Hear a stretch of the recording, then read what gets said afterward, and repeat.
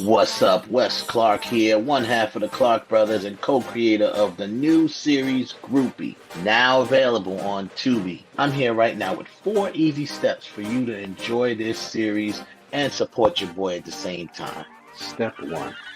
Download the Tubi app. You can find it in the Play Store, the App Store, or even on Roku, Fire Stick, or any other smart TV. Step 2. Go to the search bar, type in the word Groupie. It should be the first movie that shows up. Step 3. Enjoy the show. And step 4. Make sure you like, add to your favorites, and share with your friends. You make it sound so easy. Because it is that easy, Sydney. So go out and support your boy. Check out Groupie, the blueprint of a self-made millionaire. Chastity, the social media influencer and rockstar killer. Maria, from Miami. And Lucy, aspiring actress. Sydney, hip-hop lover and writer, so I'm told. And my quiet one, Mackenzie. Well, hello, ladies. I'm Bella.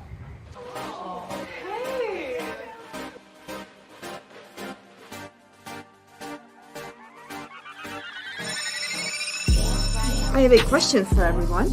Why do you think rich men cheat? Control. I'm going home. Don't go. Attention. You bring the total package to the table. You just need the right friends. Are you my friend? No, but you can be mine. And power. I stuck my neck out for you. Thank you! And I pulled the strings to get you onto this show.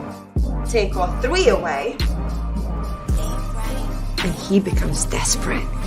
So, what's with the apples? Well, it represents knowledge, wisdom, beauty, and power.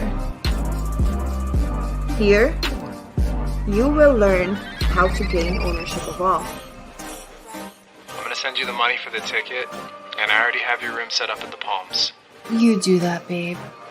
Because once you have possession of the apple, no man alive will have power over you. You make it sound so easy. Oh, it's not easy. Brett, look, I'm sorry. Save it! Save it! I get no auditions. I'm gonna stop you right there. I get no callbacks. I really need to get upstairs. They stole all my money. I don't know who the fuck you think you are, but you're no better than the rest of us. Right now they have a do not disturb until this afternoon. If they call you, great. How is he gonna call me if he doesn't?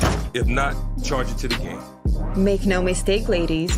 In order to succeed in this game, you must be willing to play it out till the very end. This business is all types of savage. What are you doing? But if you follow my blueprints, I guarantee you will become a millionaire within the next 3 years. Possibly way earlier. So, are you ready to take that step? Another day, another dollar. Ain't about money, don't you holla. 100 miles and racing, and that money conversation be my only motivation, yeah.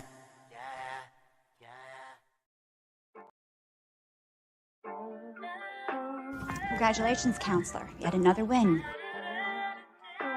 You're the famous Yoshi Lomax. I don't know what it is you did, but I can promise you, he is going down. Where have I heard that before? I'm just a bad woman. Do whatever I want. I don't need no help. Don't wanna be no. I'm just a Miss Lomax is now considered a fugitive of the United States. Catching fugitives is my business, which makes her my suspect. Here's a letter from the mayor on Louis Santana's behalf. There's cash in there as well. Mr. Santana is to be released upon processing. You know, I can be disbarred for life and in prison for this. Would it be easy to get rid of? It's as good as gone.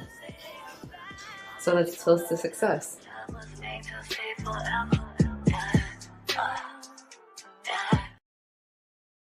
Up, y'all, this is Rayon Lawrence, and you're watching Real Talk with the director.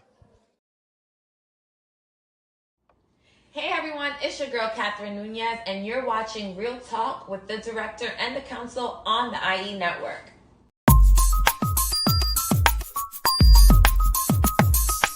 Real Talk. Hey, I'm Gina Lou, and you're listening to Real Talk with the director on Dollhouse Radio. Hey, what's up? It's Logan Browning, and you're listening to Real Talk with the director on Dollhouse Radio. Real Talk. Hi, this is Alana De La Garza, and you're listening to Real Talk with the director on Dollhouse Radio. Hi, I'm Diane Franklin from Better Off Dead and Bill and Ted's Excellent Adventures. You're listening to Real Talk with the director on Dollhouse Radio. Hi, this is Monique Capri, and you are watching Real Talk with the director on Blog Talk Radio. Hey, I'm Stormy Maya, and you are listening to Real Talk with the director on Dollhouse Radio. It's Vicky Judy, Orange is the New Black, and I'm here with Real Talk. Yo, what up? This is Jay Ellis, and you're watching Real Talk with the director on Dollhouse Radio. Keep it live. Hi, I'm Rita Parks. You are listening to Real Talk Radio with the director. Hey, I'm Issa Rae, and you're watching Real Talk with the director on Dollhouse Radio. All I'm offering is the truth, nothing more. Nothing more, nothing less. What's good, people? Welcome to another edition of Real Talk with the director and the Jedi Council. I'm the director. Be with you for the next 120 minutes or so. Real Talk is brought to you by B2S Media, and we broadcast live via the World Wide Web on YouTube.com/IE Network TV and Facebook, aka Meta, and Twitter. What up? Welcome back. It's Monday again, the 6th of February. Happy, if you want to say happy, whatever. It's Black History Month, people. Yes, it is Black History Month. And we're going to be going through doing some special things a little bit later in the month. This one here, we're going to talk about, I saw this list that I wanted to bring to the council, which was like there's a couple of lists, but one is talking about the top films, Black History based films to watch during Black History Month and beyond. I want to bring that to the table. We'll talk about that. Of course, we got some trending topics and news and things to talk about. Viola Davis, which we spoke last week about, getting snubbed for the Oscars. Ironically, obviously she does have an Oscar under her belt, which helped her reach EGOT status just yesterday when she won the final piece to the puzzle, which was a Grammy. So now she's an EGOT. She has the Emmy, she has the Grammy. That's the G in the EGOT. She has the Grammy, she has the Oscar, and she has a Tony. So, good job. Big up to Viola Davis. Yet another feat. So, good job, her, man. Shout out to the chat room. People come through. We also got some guests coming through today. As you can see in my background here, I'm going heavy and hard and heavy with the promotion of Groupie, the blueprint of self-made millionaire. We just premiered on Tubi over the weekend, so most definitely, I show them a little commercial in the beginning. I'm gonna be showing it throughout the show. It's only like a minute, so don't worry about it. It's like commercial break, and it shows you. I want y'all to go out and check out our show on Tubi. Even if you gotta leave this show and go check it out. Just only 40 minutes episode. Go check it out. Come on back. You can catch this on the rerun or just at your leisure. Go check it out. As long as you go and support it, we're real happy with that. So I'm gonna have a couple of guests from the cast come on and jump on. It might be some surprise ones, and maybe Heaven Hollywood might jump on. He's co-creator of it, co-director, co-writer, my co. So man, whatever's good. I put the link out there for the cast, crew, whatever. But we're also going to plan we'll give you more news about that, but we're going to be doing an official watch party, probably over the weekend. We'll see. We may, you got Super Bowl weekend, but I mean, you know, Super Bowl, the Saturday before Super Bowl weekend is always boring. I know they do have next week is gonna be New York Fashion Week. My boy William Uncle Reed is just spoke to him, and he's got his show coming on. It's NY Live, I think it's called. I'm gonna have some flyers for that. I think I might have some that I can maybe pop up a little later. We'll promote it. Yeah, man, and that's that. DC's new head, James Gunn. He laid out his 10-year, well, part of his plan for the next 10 years.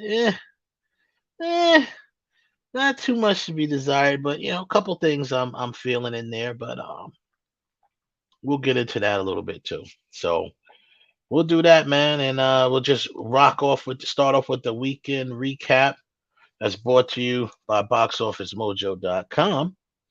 And for the week of February 3rd to the 5th, Puss in Boots, number 5, Puss in Boots, 7.5 million. That's bringing that up to a worldwide total of $369 million. Okay, cool. BTS yet to come in cinemas. Okay, is the show getting BTS massive flow? Okay, well there you go. That's the name of the film. It's an indie, I think. It made 8 million. I'm not gonna say only because it looked like it's an indie. Made $8 million. Avatar: The Way of Water is still hanging on and made another $11 million. That's going to be in the 2.1 billion dollars. Range for them worldwide, 80 for Brady. That made 12 million over the weekend. That looks actually kind of funny. That's doing the group of the elderly women decide they're gonna go, bum rush the Super Bowl to see Brady, to try to not see him, to meet him. So that should be funny. That seems like it's funny. That made 12 million. I think it was the opening weekend. It made 12 million.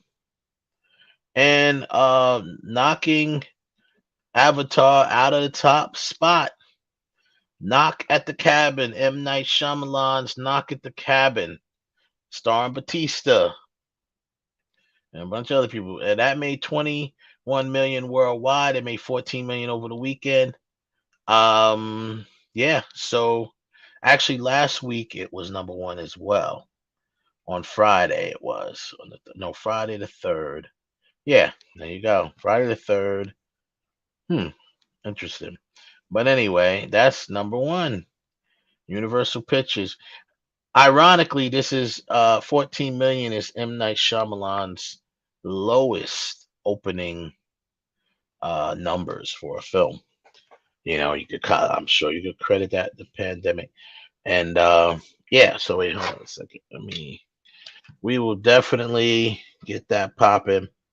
We're gonna make sure Kev got the link here. And yeah, man, we gonna get popping. You're there, we're here.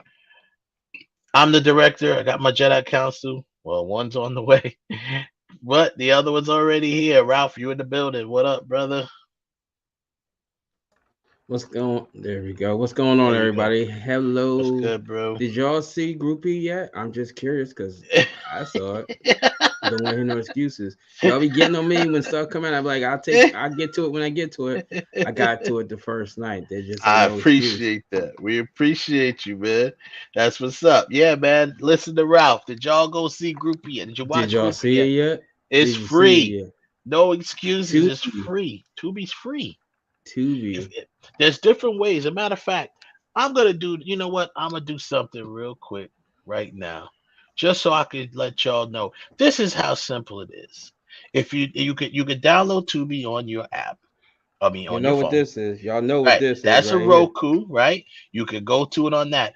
And for whatever reason, if you're in the Stone Ages and you don't have any of that stuff, but yet you do have a computer, well, if that's the case, let's go here. I'll show you. Go ahead, log on to Tubi.com. Go in there and type in the word groupie. You ain't even type it. There it is, right there. Comes right up. It's the first one that comes up. You click on it. There it is. Homestead Entertainment is the distributor, and it comes right up right there. So if you now the only other thing you can do that really kind of helps us get on the radar of Tubi, you might want to share it if you want to.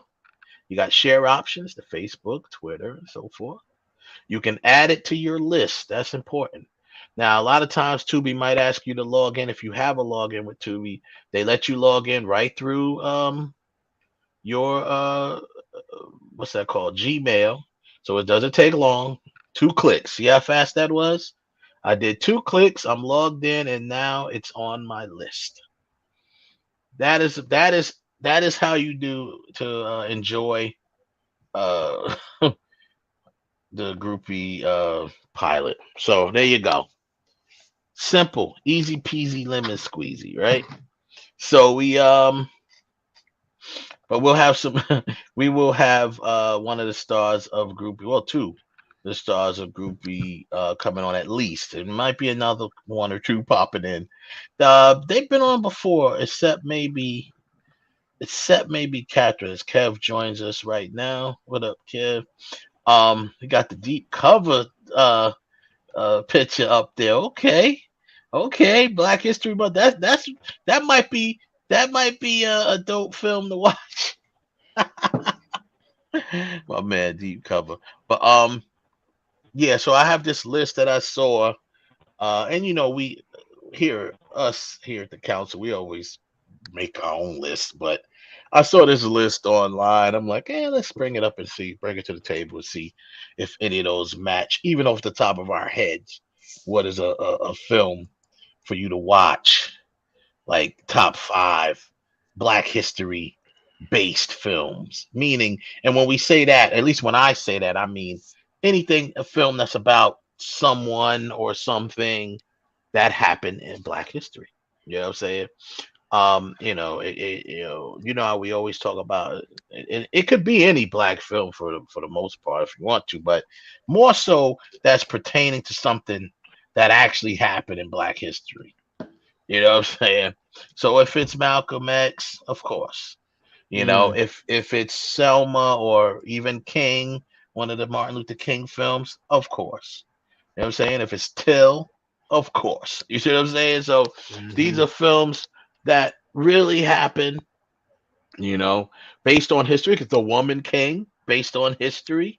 You know what I mean? So it could be any of those. But I mean, I don't know what this list covers. They may cover just prominent Black films. Who knows? Could be like Guess Who's Coming to Dinner or one of the Sidney Poitier films. I always recommend a Sidney. Like, you have to watch at least one Sidney Poitier film during Black History Month. At least one. If you don't want to watch one of the old, at least watch Let's Do It Again. Or watch Uptown Saturday Night, one of the ones with Bill Cosby. I mean, those were the funniest ones. They were the best. Sidney Poitier directed them. They're the funny ones to me. Those three, Uptown Saturday Night, Let's Do It Again, and A Piece of the Action. Those are like the three, to me, the best ones. You know what I mean? And that's with them all three all together. A lot of times they rotate a lot of the cast. They're not playing the same characters, but they're playing similar characters to the ones they're playing, but they're different characters and they rotate different casts. But you want to see a film that's just got nothing but top to bottom funny with some great Black actors, watch Let's Do It Again. Directed by Sidney Poitier. Yeah. I mean, and I think that's my favorite out of the three. It's definitely my favorite. I like A Piece of the Action too, but that one's definitely my favorite. So there you have it. But yeah, I'm telling you, bro.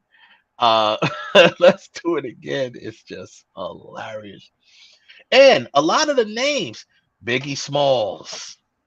You know what I'm saying? It has Uptown Saturday Night had some. I mean, Let's Do It Again had some of the best names. The gangster names.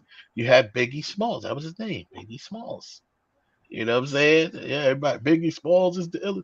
Everybody thinking you want to know where Big got his name from? Biggie Smalls. look no further than Let's Do It Again. They had Kansas City Mac. They had the coolest names. Mongo Slade. Kansas City Mac. Mongo Slade. What's that?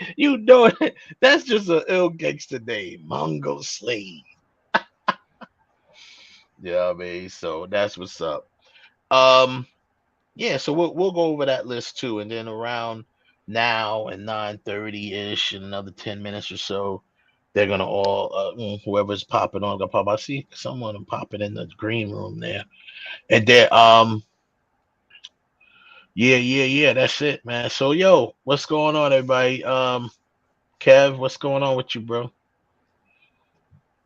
Not much, man. Just Good. chilling. Yeah, I'm gonna start with the trending topic. So I have to bring this up. So AMC theaters is now starting to they're gonna start charging movie ticket prices based on seat location. Yes, do not adjust your TVs. Do not adjust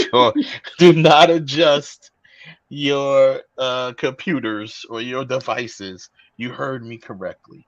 I am AMC livid. It is the AMC stupidest thing ever. they're starting to charge now based on seat location. And basically, in a nutshell, as I was reading the article, this is the article out of Screen Rant, but the article originally came out of Variety. They're going to start doing now, putting their stuff in three tiers, price tiers. You have the garbage. We're just gonna call it that. That's my words, not theirs. But they got something called okay, its charges or markets will surprise. Where we got here? Where's the AMC theater where they said it? The three prices, higher prices is gonna be like regular price model seatings. They're calling it what are they calling it? The Sightline Initiative. So cinema goers will be seating divided into three pricing sections. Standard Sightline, which is probably the garbage. Standard Sightline seats will offer traditional seating prices across most common seating auditoriums. Value site. No, that might be the garbage. Values. No, I'm joking. That's like the front row. That's the front row. That's what he said. Value Sightline will be available for AMC Stub members and offers seats in the front row of the auditorium.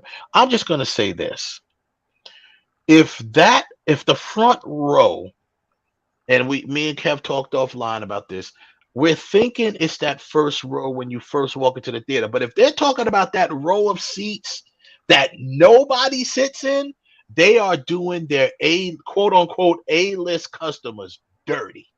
If that's what they're talking about, it better not be that. When they say front row, it should be either those floor seats or the ones when you go like one step up, maybe the first couple of rows. If it's not that, anything other than that is a slap in the face to stub A-listers who has been paying monthly for the service. So so then the third tier is the what is that? The preferred sight line. Will charge seats in the middle of the auditorium, premium rates. So if you're one of those people who likes to sit in the middle, you like to get to the theater, or you buy the tickets and you want to sit in the middle, so you're dead center of the screen, you're gonna get charged more money. Be ready. Every Be time I ready. make one of those noises, that's a slap in my face. Yeah. Yep. It is just wow. That is just bad.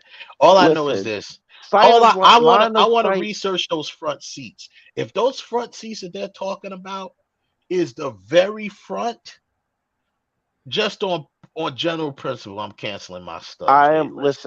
I am On going general principle.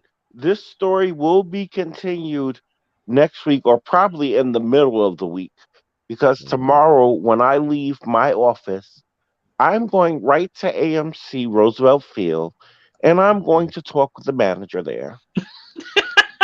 Uh-oh. and I'm going to get the nitty gritty in Are you front of taking the baby exactly. powder with you? You taking the baby powder with you? Just to Listen, I'm going to give her the bowler's powder, the bowler's bean bag with the baby powder in it.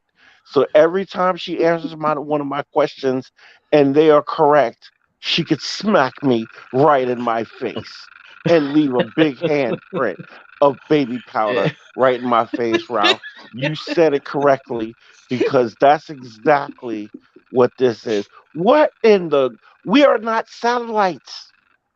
What are you talking about? Line of sight. We are not Oh my god. line of sight deals with satellites and the positioning of how you send signals through satellites to go through the rest of the earth. And I'm going to be talking in my Bill Cosby voice because this Oh shit my. makes no goddamn sense. And I'm gonna Yeah, curse it in doesn't. my Bill Cosby voice. Oh Because my god. why? Why? Just why? I don't know. I don't know, bro. But we do have we who do was have the one of genius our that guests came up in the with this green room. idea? Who I don't was the know. genius I that don't know. came up with But that idea? Somebody literally sat in a boardroom and said, "Hey, they do it at concerts. We could do it yeah, in a like this is movie a theater." like this is a damn concert. This ain't no concert, my And they're dude. going see what they forget is see they what they forgot was everybody wasn't outside during the pandemic. So Hmm. when they pulled that off during the Batman, because I was one of those people that ended up paying a higher price on the Right, night right. at their theater at the night of. Yep. And so when they did it with the bat, because Regal didn't do it, only AMC did it, I think, if I'm not mistaken. And when they did it, some of us fell for it. Like, okay, it's the Batman. They did. They It's played. They paid. Yeah, they it's. they charged more, which was weird from the beginning. But I But saw see, that. it And I wasn't. don't See, know. but I here just it is. figured they would just come in, trying to recoup all the money No, they no, but here losing. it is. That exactly. That was their strategy because they thought, oh, it's a pandemic. People will be understanding of paying a little bit more because they understand that movie theaters are currently in Hmm. crisis because Hmm. of Yeah, all the because of the things that are pandemic. going on with the pandemic and Yeah. seats are not being filled. So people Hmm. understand, the people that are faithful moviegoers will pay a little bit extra just to come outside to the Yeah. movies. What they're But Hey, but yeah, forgetting I got now that's is that true. I got a question though. I but got a wait, question what though. they're forgetting is everybody's outside right now. Well, yeah, they're doing that, but either way, we'll ask that on the other side. Hold your thoughts for a moment, because we do have one of our guests in the green room. I want to bring her on, because actually, I know she's a very busy young woman doing her thing, so I want to get her on, and we'll talk about it in a moment on the other side of that. So, hold up, let me just. I'm ready for what comes next, okay? Yes. Maria? Well, all of my decisions are motivated by family. I moved around a lot, tried many different things, took many different paths. I really thought porn was the way to go. I even tried stripping for a while, but I wonder what that I smell got is. tired of cheap I didn't motherfuckers smell wanting it more from a until lap now. dance than a motherfucking lap dance. Oops. I couldn't resist the opportunity, so here I am. Catherine Nunez in the building. What up, girl? Hello, what up? What up? What's going on? What's going on? Yo, that you just saw obviously was Catherine Nunez as Maria. However, that is a little sneak peek because that actually isn't in the groupie pilot right now that Okay. we see. That's a sneak peek of your episode because that's kind of like going to be each one of their episodes starts and ends, or at least starts at that at that poolside. So that was a nice little nugget there. What's going on, Catherine? Everything's good.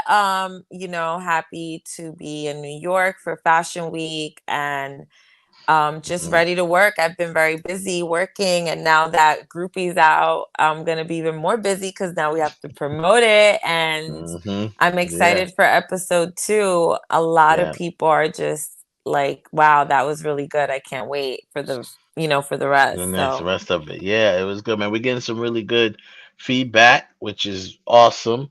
Awesome. A lot of people are really talking about one of the best feedbacks that I got.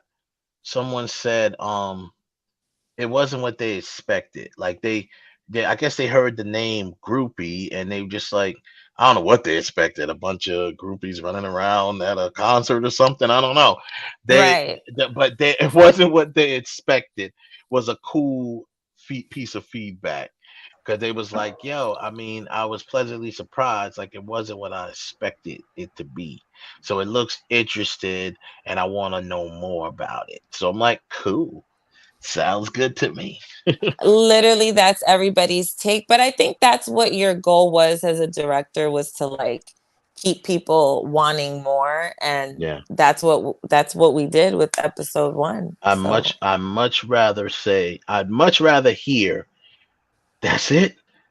Oh, what else? I want more. yep. Than them getting tired of it, like saying, "Oh man, this is too long."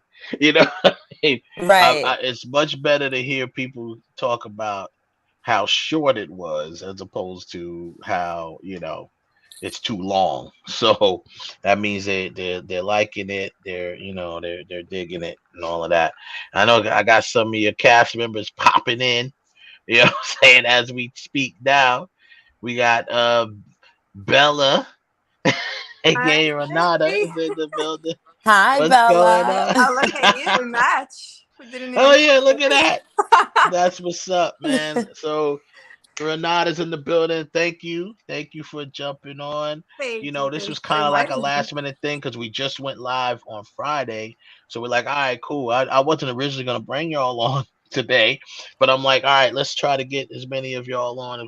I know that Lex is right. She's coming right on. So hey, welcome. Either way, we're gonna do an official like launch, not launch party, but watch party, like an official watch party thing where Cool. we all get out together and do it and we're not gonna watch it, but we're gonna watch clips and things like that and get people to watch it.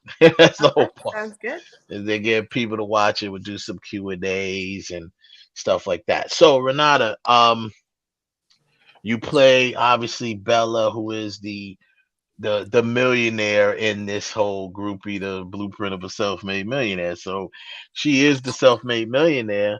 And hold on, let me just run because I've been streaming it on my other computer on the side here. As you So let me should. just run it back. you know, Take it all back. There we go. All right. So you play that character. Uh, First, what I always wanted to talk about. Oh, who else popped in now? I don't see here. Oh, that's Heaven Hollywood. Heaven Hollywood's in the building. What up? All All right, right. they're coming in now. All right. Yeah. So I wanted to ask you. Obviously, what attracted you to the role? What attracted you to the role when I put it up on? I guess it was on Backstage, right? Is where you Yeah, it saw it. was a backstage. Yes. Yeah. I mean, the very first thought when I read, Bella, because you see all the characters, but then Bella, the boss lady, and as an actor, first of all, I like to challenge myself with playing any and every character that's like complete opposite of me. And you know me, Right. everyone else that knows Exactly. me knows that I'm, in my personal life, not Bella. Let's just say that. It's And all good. but the main reason why I was really drawn to it is when I read that it's based on actual events. And I said, you know what? I really want to get into this. 'Cause Yeah. I love anything that, documentaries or any books, films, series that are based on true events. I just love those. So I'm like, I would love to Yeah. be part of that. And then playing Yeah. her, I just love, seeing this and understanding how people think and like, Yeah. what their thought processes and how they live. So I was like, yes, I need to. And when you called me, I'm like, yes. I'm gonna say this, and then I'm gonna ask Kat a question too. But I'm gonna say this. There was a few people in the running for it because we had so much trouble casting this role, and we had someone cast for it a long time ago. Didn't work out, so we had to start from scratch to do casting.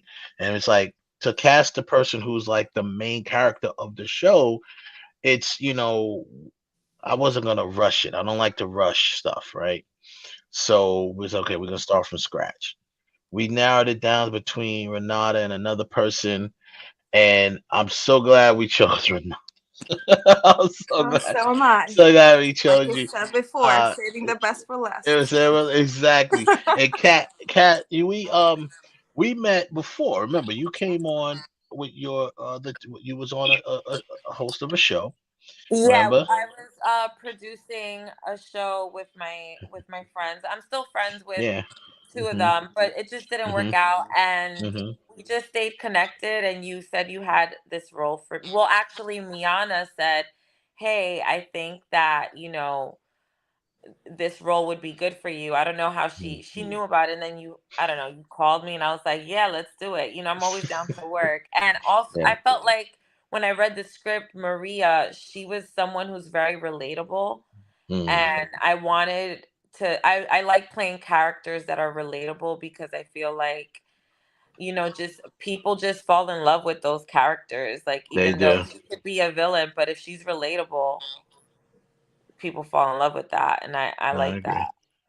No, you're right. You're right. They definitely. Uh, a lot of people said that about that, and as we said, the funny thing is this project was. I used to think it was cursed, but it really was blessed because it brought on a lot of you too, as other other actors that really, it had time to send me actors that was serious about their craft. Put it that way. You know what I mean? I had actors in different roles. Some of the roles, even the roles that y'all was in, obviously didn't work out. That's when I thought it was cursed, you know. But I realized, sometimes you got to go somewhere to get to the ultimate place. And here we are now with the at the top of the mountain where we got more work to do, but at the same time, this is a relief to have this released on Tubi. I literally before at the end of the beginning of the show, I don't know if y'all saw it. I literally showed people how to go there, and I demonstrated. I shared the screen and I demonstrated how to go and look for it and this. So there's no excuse, people. It's free. That's It's really number easy, one. but since you're showing it, it's even Yeah, easier. So it's there's no even excuse. easier Everybody, to go watch show it. it. Right. So Absolutely. I mean, that was so both of you when I chose, me and my brother we watched the self tapes and stuff. See, Renata really put into her self tape. She's creative herself. We're all creatives, right? We're all storytellers. But she also has like some creative, like graphic and stuff like that experience, and so she would really go hard on her audition tapes, which was really cool. Like she would really set the tone. She didn't just stand in front of a camera and read the lines. She would become the character, set the tone, and do it. You know what I mean? So I thought that was cool right out the gate. So stuff, little things like that, always is in my favor when I'm casting. Like I when I see love that you, that. right, when I see you going that extra mile, that gives me, even if you don't get the role you were going out for, I'll write a role for you. I'll create a role for you, like because I know that person really wants to act, or they serious about their craft. So um, but you did get the role. Both of you got the roles that you wanted, but you did get the role that you wanted. But even if you wouldn't have, I would have probably begged you to be in this somewhere because I'd have been like, I need you in it because I need your energy, I need your enthusiasm, I need your determination and stuff like that. But we made the right choice. We made the right choice. So let me ask both of y'all this. So you've been both of y'all been going hard and pushing the stuff on social media. We've been getting some good feedback. Just personally, you don't even have to name who it is, but people personally in your life. have you gotten feedback from people like directly, like someone called you up and said, "Yo, I just saw you on that. It was whatever." Start with Renata. I definitely have, and Okay. it feels great. I've gotten feedback from people that I've worked with, and Yeah. I'm not even in contact with them like that. We're not friends. We just Yeah. work together, and then you follow each Yeah. other on social media. So it felt so Good. nice that they reached out, and these are people that are in the business. So Yeah. Yeah. being acknowledged by them, and then it was just great. They're like, "Oh, you killed it! This is such a great show. I can't wait to see what's next." You That's know, awesome. and then I was like, "Oh my gosh!" And I'm still getting little goosies because I'm like, it feels so great. Getting a little feedback. Yeah, And then that's friends, of awesome. course, and family. My mom, Yeah. that's my mom. She keeps watching it 24/7. She's probably like the biggest fan of the show. So it's on at the house That's 24. what's up. You So know it's what, Let her great. know. Renata, you just reminded me. I got to go to my mom's house and put it on her TV Yes. because she doesn't know I how had to to do show it, it, and I have to do it once for I her. showed how to find it. Yeah. Yeah. Oh, so yeah. So is your mom, Catherine? Is your mom? Is she not tech savvy, or she just doesn't know about Tubi? She doesn't know about Tubi. She Hmm. still hasn't seen the first movie I did that's on Tubi. So, but the thing is, So you need to also do a because I'm binge so with her. I need to go and binge with her, absolutely. But Yeah. I honestly got great feedback from a lot of people, even people that I haven't heard from in a while, like as well, Hmm. that were like liking it and reposting it and like getting the word out, which I think is important that, people see like, yo, this is a project that people are excited about and they want to see more. Like Yeah. people want to see more. Everyone was like, I cannot wait for the other episodes. Like they That's want to awesome. see my story. They want to see uh Bella's. They want to see everyone's story because Yeah. it's such like it's very relatable. Hmm. Everybody at one point has been a groupie. I don't care. Even some men out there. Okay, even some men have She's been. We've all done it. We all like it. It's part of so- the journey and it's fun. And like I think that we're gonna showcase that. And when yeah. people see It's it, they're gonna gonna be real And laugh, they're gonna cry. as it goes and on. even if you haven't been, you Hmm. want to know what that life is like. Of Right. course, Even you if you want to. deny, at Even least you if want to you get like an haven't insight been. of what is that like. So even if you haven't, been in that life, you Hmm. just want to It's you're intriguing. interested. And It's a I'm like, lifestyle. It's a lifestyle that a lot of people. One of the reasons why my brother and I decided to explore is, well, like we said, originally it was supposed to be a documentary about the woman who is Bella, and she kind of got cold feet, where she was like, I don't know, because she still messes with some of the people, she still talks to and friends with some of the people that these stories are about. So, she got a little cold feet and then decided to let us do it as a fictional series based on real events. So that's what we did, and that's how we are now. So, but when we first wrote the story, we was like, yo, people are not gonna realize when each one of your characters have these backstories. That's what everyone's gonna experience in the next few episodes, and it just really kind of sets y'all up because this is a character-driven show. So it's gonna, some people gonna have their favorites. Some people gonna favorite Maria over this person and Chastity over this person, and because they're gonna have it because your characters are gonna go so in depth, and people are gonna have no choice but to relate to them. They all have their high points. They all have their low points. They have their flaws. They have their vices. They have everything. So, and that's the point where Bella sees herself in all of them.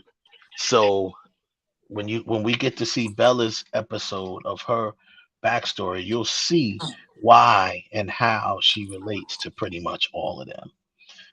Right? So, so I can't wait to dig into that. That's going to be coming early this spring. We're going to start filming Catherine's episode. Right behind that, we're going to get Princess episode, who plays Sydney, the hip hop groupie. You know what I mean? And we'll continue from there. Knock them all out, and then, like as Renata, aka Bella, says, the rules. then I mean, Then we'll I loved that cliffhanger that we just left it and the rules. And then the rules. now you That wait. that's that's But what it is. that's There's a whole episode that talks about the rules. You know, it is, and the rules were made up strictly from Bella's experiences. So she's going to, and we're gonna have reenactments of all of the rules that she talks about and breaks down to them. But between her and other characters, you'll be reenacting out the actual things that happened to Bella. That why she came up with this rule. You know what I'm saying? So it's gonna be fun filled for y'all. Maria's episode, Catherine, is just amazing. It's funny. It's heartfelt. You could laugh. You might laugh and cry in that episode, like when you see the ups and downs that Maria goes through. Just in that one little episode, it shows. It has a lot of heart. It shows her dedication to her family, dedication to really that's really it, her family, making money to support her family, and the fact that she actually this is a woman who comes from a background, her family, they didn't have a lot of money. However, her father, she has a half sibling that's rich. Her father had a whole nother family, and they made money, so she basically left uh the heir to an empire on the table because she didn't want to insult her mother and her other family. So, because her father left her, And that's where me and Marie differ. right? Yeah. So she didn't want to insult her mother. The father went, got another family, built this big empire, and when he died, she was heir to that empire. So it went to her younger sister, half sister, that they don't even talk really. And it's just so that whole dynamic is there. So it's really interesting background with her. And she's got her little sister with her on her mother's side, her younger sister that's in college, and she's doing all the things that she does. You saw the clip that I played of you, Catherine, when she says her monologue. She tried stripping, she tried porn, she tried all these things to try to make fast money, and it didn't work out. But her motivation is family. That's it. Yeah. She want to take care of the family. She's the breadwinner of the family, always has been, because her mother's disabled, right? So can't wait to dig into that. It's gonna be a series. You're gonna have fun doing it, portraying it. It's gonna really test you on all levels, emotionally. It's gonna test your comedic chops because we have a funny scene with you too, with both of y'all in it, where Bella is talking to Maria, and she is just. I'm not gonna spoil the scene, but I'm telling you that scene is going to be hilarious when people see it. They'll be like, "Oh my god, I can't wait to do it." So I definitely appreciate y'all women, man. Y'all really do. So you're getting good feedback. You watch. So where was you? Here's another question. Where were you when I put the news out? Like meaning like you might have been home, you might have been out, but where Catherine be outside, so she was probably out. No, I think I was I think I'll tell you I can't tell you exactly right now, but I think I was home or on my way home. I just be on the go a lot. But you see, I'm home now. Like I went to 2 shows and then I'm home. But yeah, I think I was in the house Catherine be and I was getting outside, ready boy. to go out. I was getting ready to go out. I was in the house, but I was getting ready to go And, out. And you and you said it, in and I New was like, York. It's oh, cold as hell. It's cold as a motherfucker up there.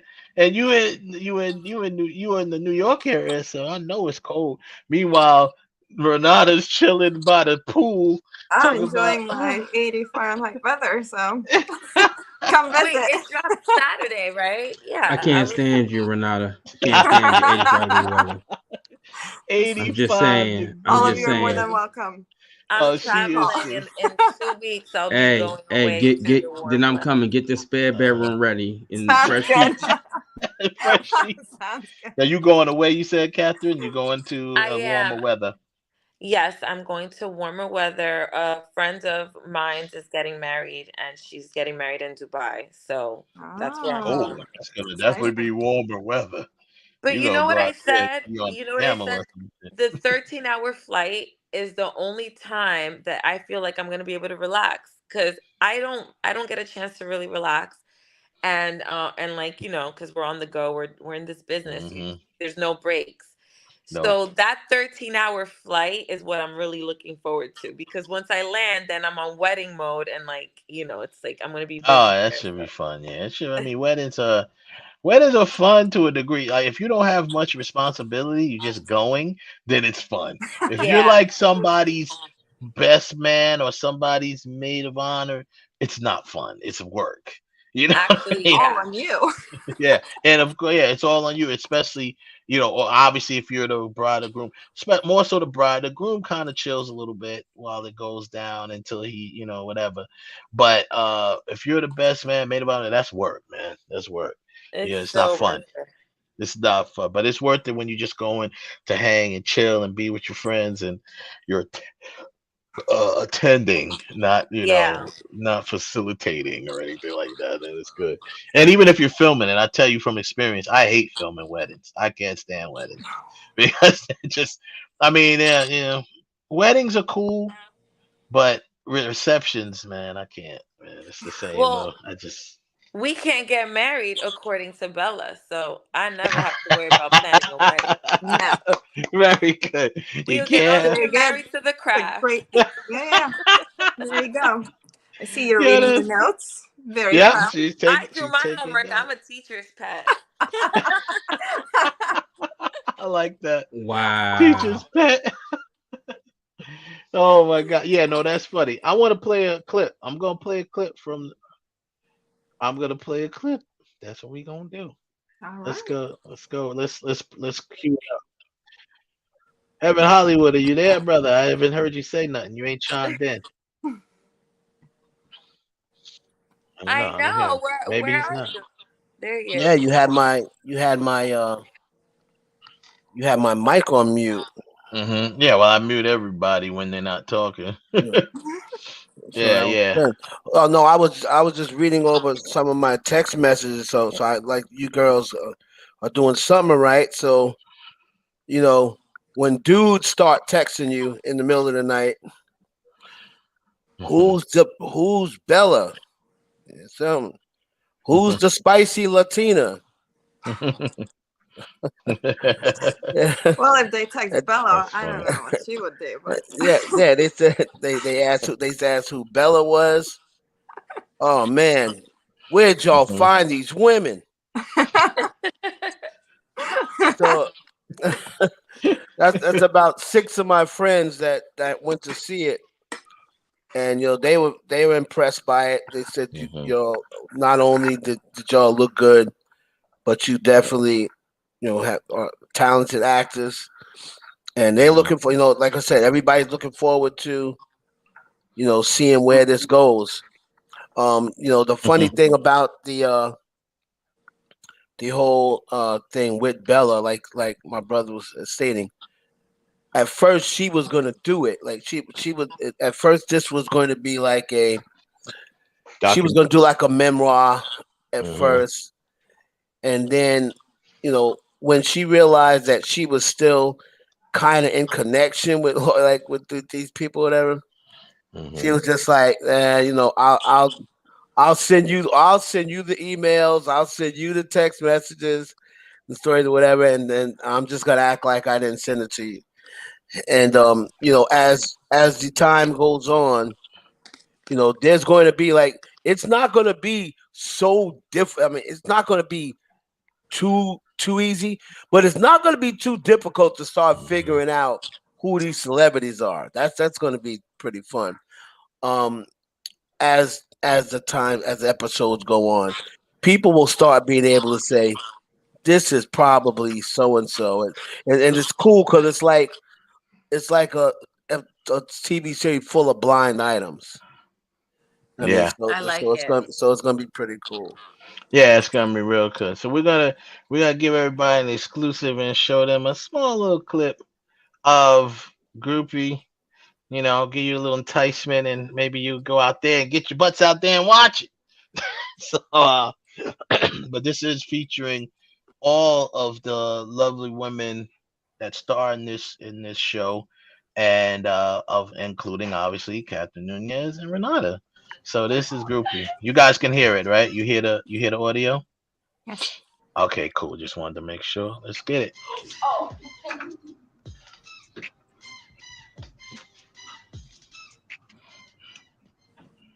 Mhm. Have you ever had an actor daddy? What the fuck is an actor daddy? It's like a sugar daddy, but they get you gigs. Exactly. That's cool. That's my favorite line. Oh.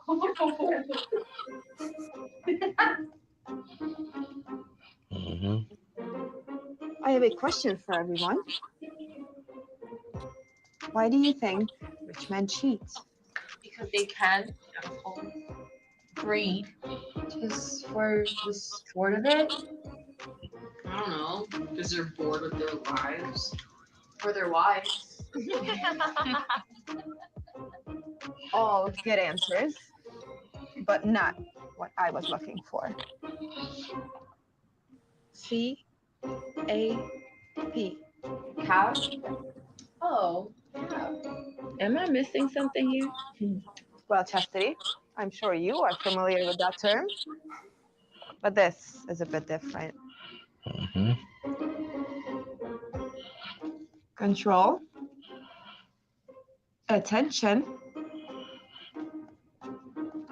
and power. Interesting. Very. These are the three main reasons rich men cheat. Take one of them away, he becomes intrigued. Take two of them away, and he becomes confused. Take all three away, and he becomes desperate. And that is when you control the narrative.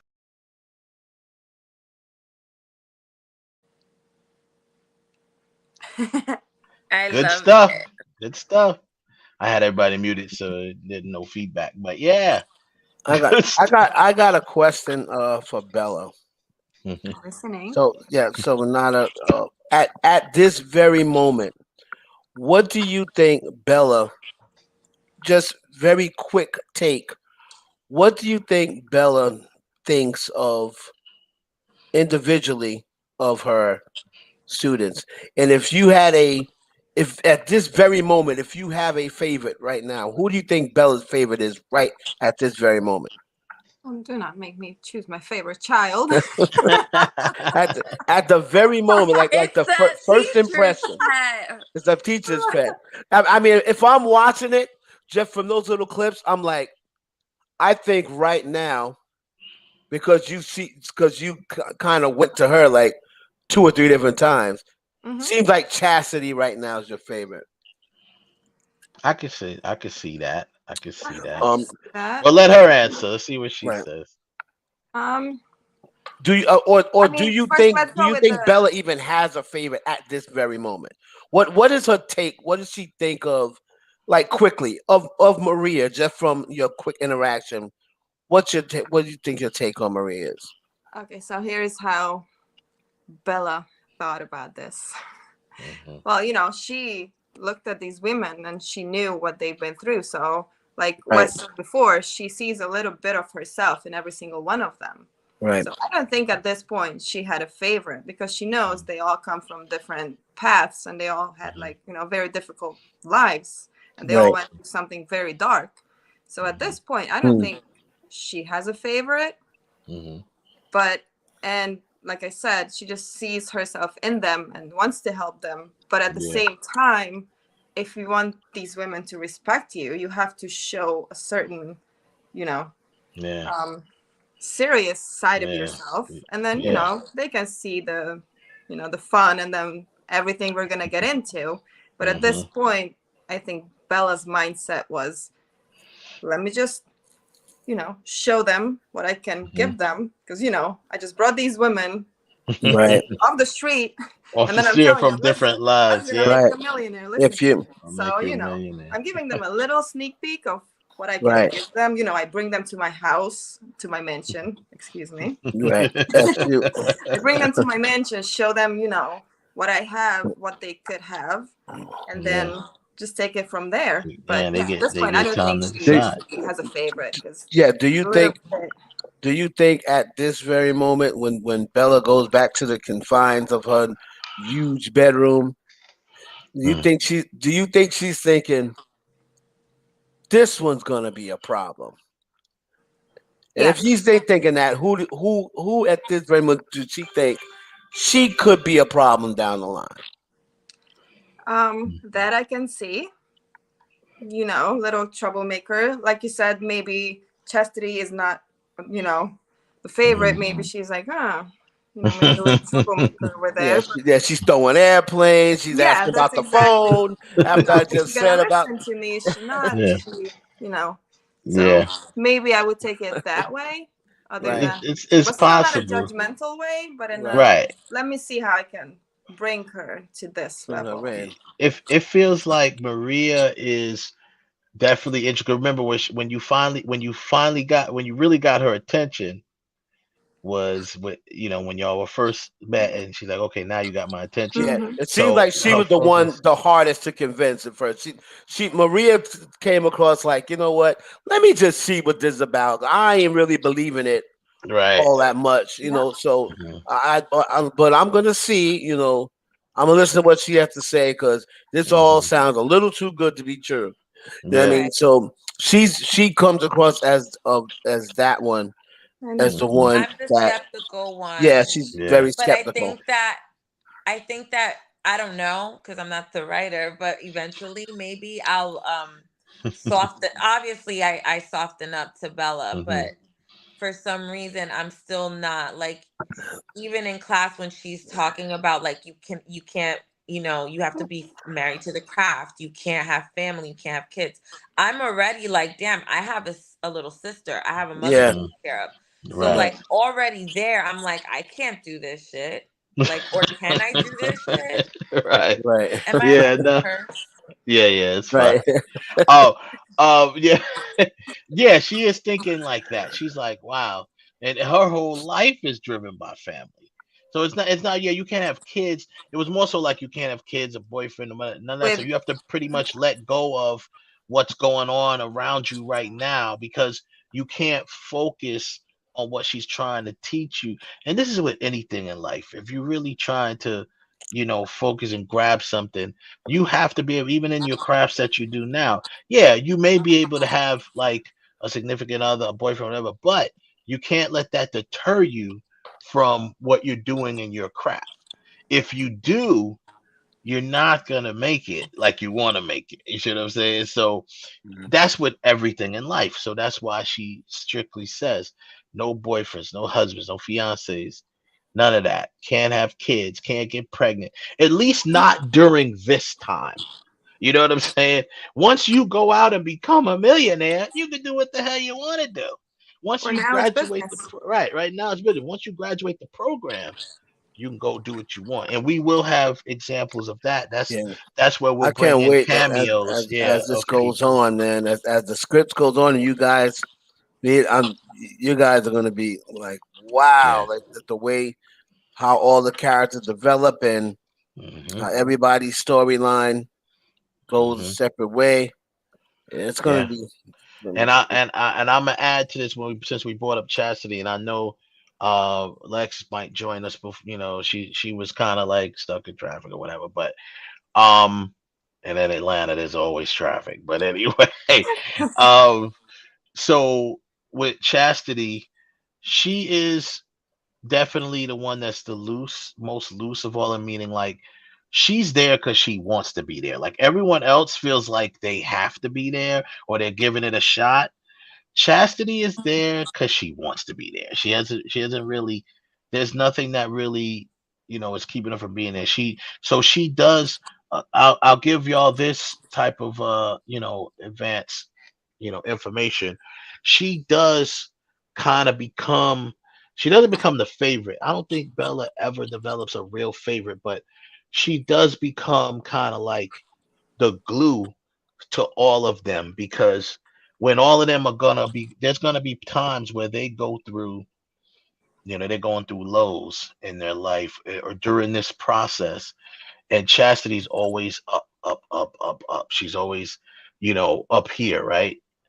But then there'll be a time where when she gets alone, she breaks down because she has a depression problem.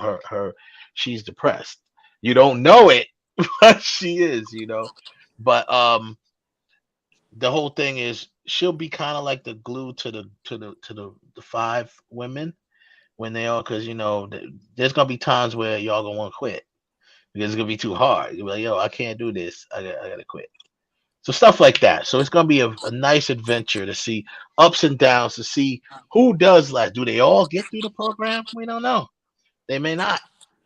They may not all get to it because there's a lot of rules right out the gate. You didn't even get to the rules yet. That was like the groundwork. Yeah, that was the groundwork. That was the framework. If you can't rock with that, you don't even get to hear the rules. You know what I'm saying? So it's like, oh, okay, that's what you said. You can't get bit. You can't do this. Everything she says, that's groundwork. That's not even rules. So that's cool. I think it's gonna be. I don't think I know. It's gonna be real, real, real fun.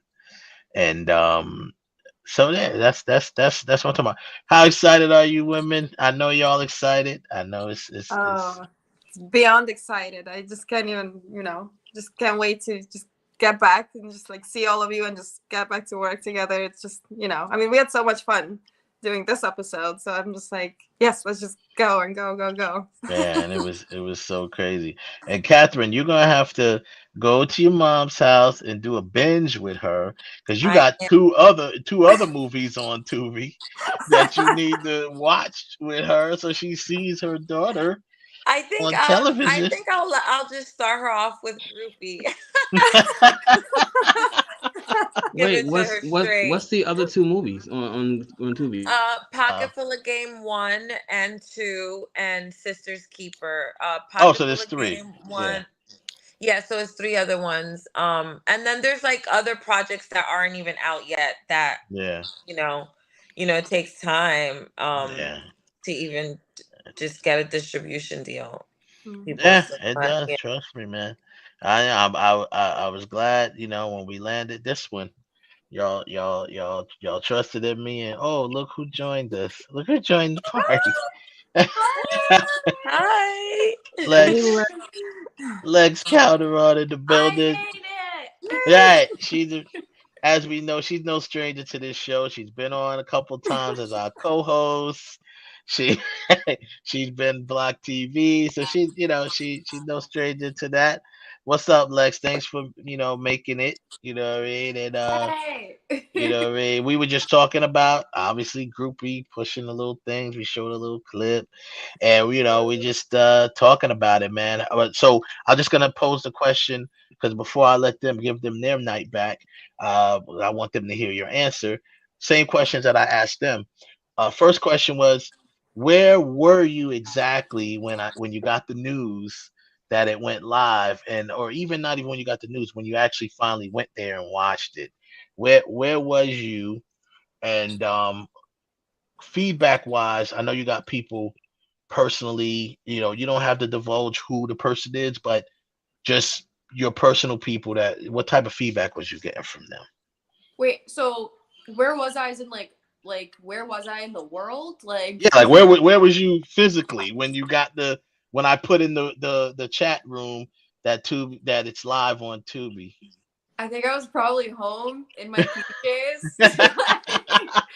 Yeah, because it was around 9. It was about 8, 9 o'clock, right? Yeah, it was something like that. I think I was probably Yeah. home in my PJs. Did you go right away? Did you wait? What did you do? Did you go right to Tubi? You mean like when you told us it was gonna go live, or like when it No, when I actually told you it was live. Yeah, I said it's live now. I think I might have put the link in the room when I said it. I was definitely at home. You know me, I definitely went right to it because I can't help myself. I definitely went right to it. And yeah, I mean, it was amazing. Like, I was so excited. I know you and I talked the other night, and I Yeah. literally, like, I have been rewatching it over and over and over and over. So, like, I mean, for Good. me, it's been such a long time coming, and like, I Yeah. just remember, like, I was living in Bradenton, and like, I literally was auditioning for like I think 3 of the different girls, and like just sitting there like changing my hair and my outfits and like doing these little like accents or whatever, and like just to me like being Funny. that girl that was like sitting in her apartment in Bradenton, and like now all the way here like seeing it actually up and like watching So it, funny. the feeling of like watching it on a big TV was huge for me. Like that was just like the coolest thing in the world. And then like yeah, and then like to have my friends like sending me video clips of them watching me like in their living room, or you know what I mean, like at the Yeah. gym, wherever, like just be like, look, it's Lexi, like look, I see you, I saw this, blah, blah, blah. Like that was just, I mean, it was amazing. So That's so cool. yeah. That is cool. That's very cool. Yeah. As everyone, I always put that out there. Lex is one of our day ones. She was there from the very beginning when we started. I've always talked about how all the trials and tribulations this thing has went through. So she's been there experiencing it with us. So, but like I said at the beginning, I say it again. The at some points, it felt like this project was cursed, but I realized it was blessed because we got the best cast that we could get for it, the best cast that we needed, and everyone did a bang. I mean, I really want to give y'all credit. I know obviously the whole cast is not here, but I gotta give y'all credit, man. I'm really proud of the work y'all did, especially in the scene together, because we didn't have a lot of time to prepare for it. Like we didn't have a lot of time to rehearse. We didn't rehearse really at all. We went over a little bit, blocked, and then shot it because we had We limited actually time. had to switch things up. Yeah, and we had to switch things up Yeah. at the last minute, which was Let's not even go what. there. But But yeah, right. I think that fact right there is just a testament to like how absolutely stunningly incredible like these ladies are. Like working with you guys, it was like we didn't have to rehearse a lot. Like we kind of all just got it. And We like knew. yeah, and we Yeah. all like I think the casting was actually done so well, like you were saying, like the casting was a blessing because like we vibed immediately, and it's like almost like everyone Yeah. just really adopted the role immediately. Like Yeah. you know what I mean? And like it was great. So yeah. I mean, that was just, I mean, it all came together and I didn't think it was. I ain't gonna lie at first. When I got the first little bit of information that we got that, what happened. And I was like, oh man, this is crazy. I wasn't worried about that particular character or person, but I was more so worried about it.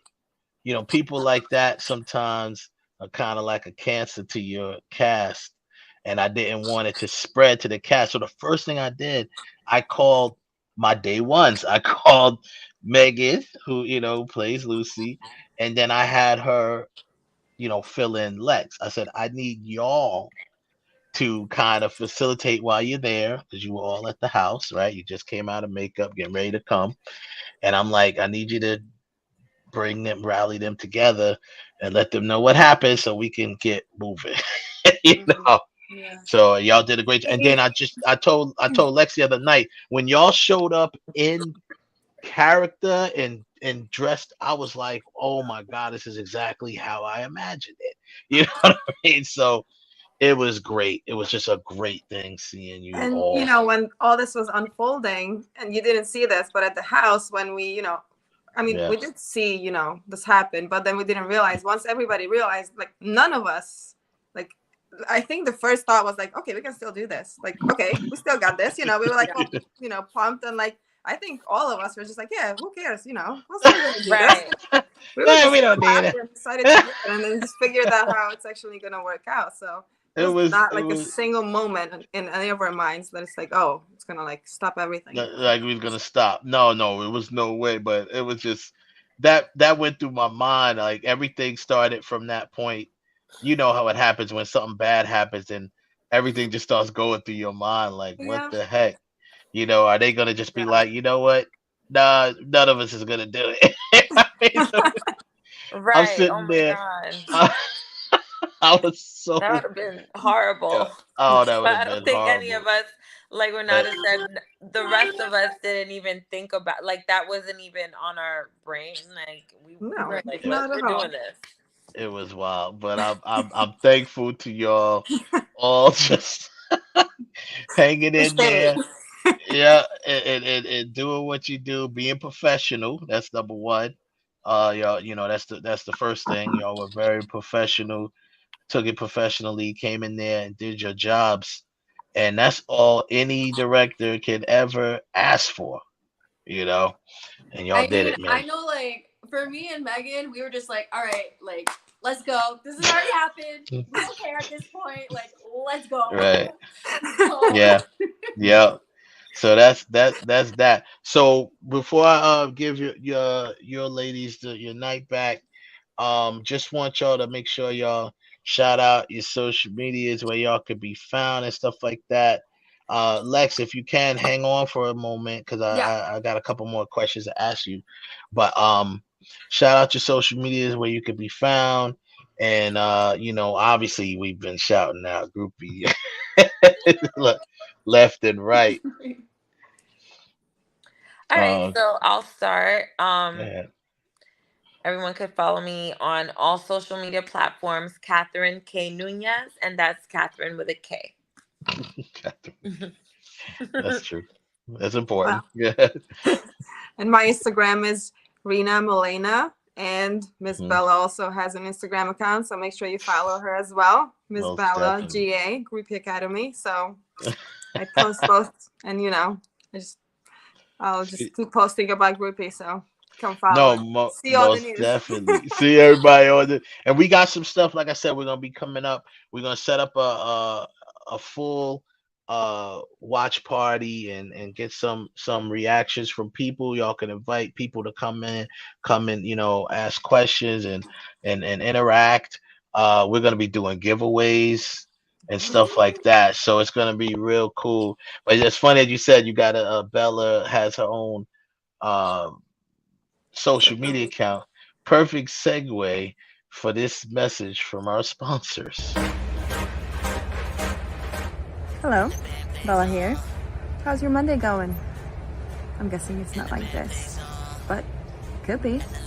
You wanna know how? Well, go check out the first episode of our brand new series called Groupie on Tubi and find out. Now, here are the few things I need you to do. 1. Go to Tubi and search for Groupie. My ladies and I will be the first ones that pop up in the results. Then, watch it and be sure to hit that thumbs up. And then, just add it to your list so you get notified when we come back with a brand new lesson. See? Simple as that. And guess what? It's free, so why wouldn't you? See you there.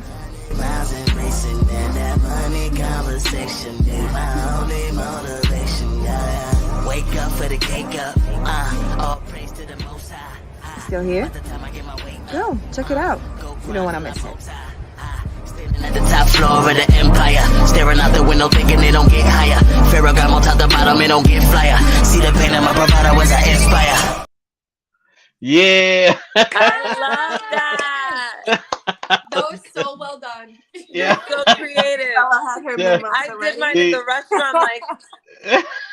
Nah, it's all good. I'm just the fact that you guys the distributors really like what you guys are doing and promoting and stuff like that. Everyone's coming from different angles and doing a thing.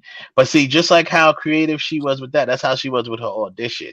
Like she sat down and sat it all out and this and that and it was just really cool. It was one of the reasons that attracted me to her right there because she put forth the effort and was the only person who read for Bella that put forth that effort, um that really acted it out. And so I think that was awesome, when especially I guess that's the upside of having to do self tapes, right? You can kind of put a little more into it, and doing that. So that might be, who knows, Renata, you should put that out. You might start a new trend. You Yeah, know, you know what? self I didn't want to say it because I didn't want to interrupt, but I was like thinking, I'm like, oh my God, I want to DM her and have her teach me like the classes with Renata. Because I I don't know want if to you do still self have it. tape. If you have it, just send it to her. But I think I Yeah. could. I think I still have it somewhere. I think I did like Yeah. a voiceover as well. I Yeah, know she because did like the in the voiceover and everything for it. It was in like this in the it little was good. script that you sent for the self tape, it said voiceover. So I'm like, It was oh, voiceover, yeah. let So me. she literally did a voiceover, which had me dying. I'm like watching, was not expecting that. I'm like, okay, she's about to do it, and then it's like you hear a voiceover, and I'm just like, holy I love shit, it. that was great. I was like, yo, that's what's up. That's what's up. And Listen, like I said, for people who go that extra mile, that is like, for me, that's like, I don't know. That's like the key to my heart when it comes to casting, because I know that you are putting that extra mile in. Even Lex, the fact that Lex had put in three different character, uh, you know, auditions, and she did them all differently too. Like, which was, it wasn't just like she was just reading; she was acting. You know what I'm saying? So I was like, okay, right out the gate, I knew. I'm like, okay, this girl can act, man. So let's figure out which one. Me and my brother's like, she could do any of them, but which one is we gonna have her do? So that was cool. Everyone brought something to it where I was just like, yo, it's like, and really just Catherine, just talking to Catherine, and really getting a chance to talk to her, and kick it with her.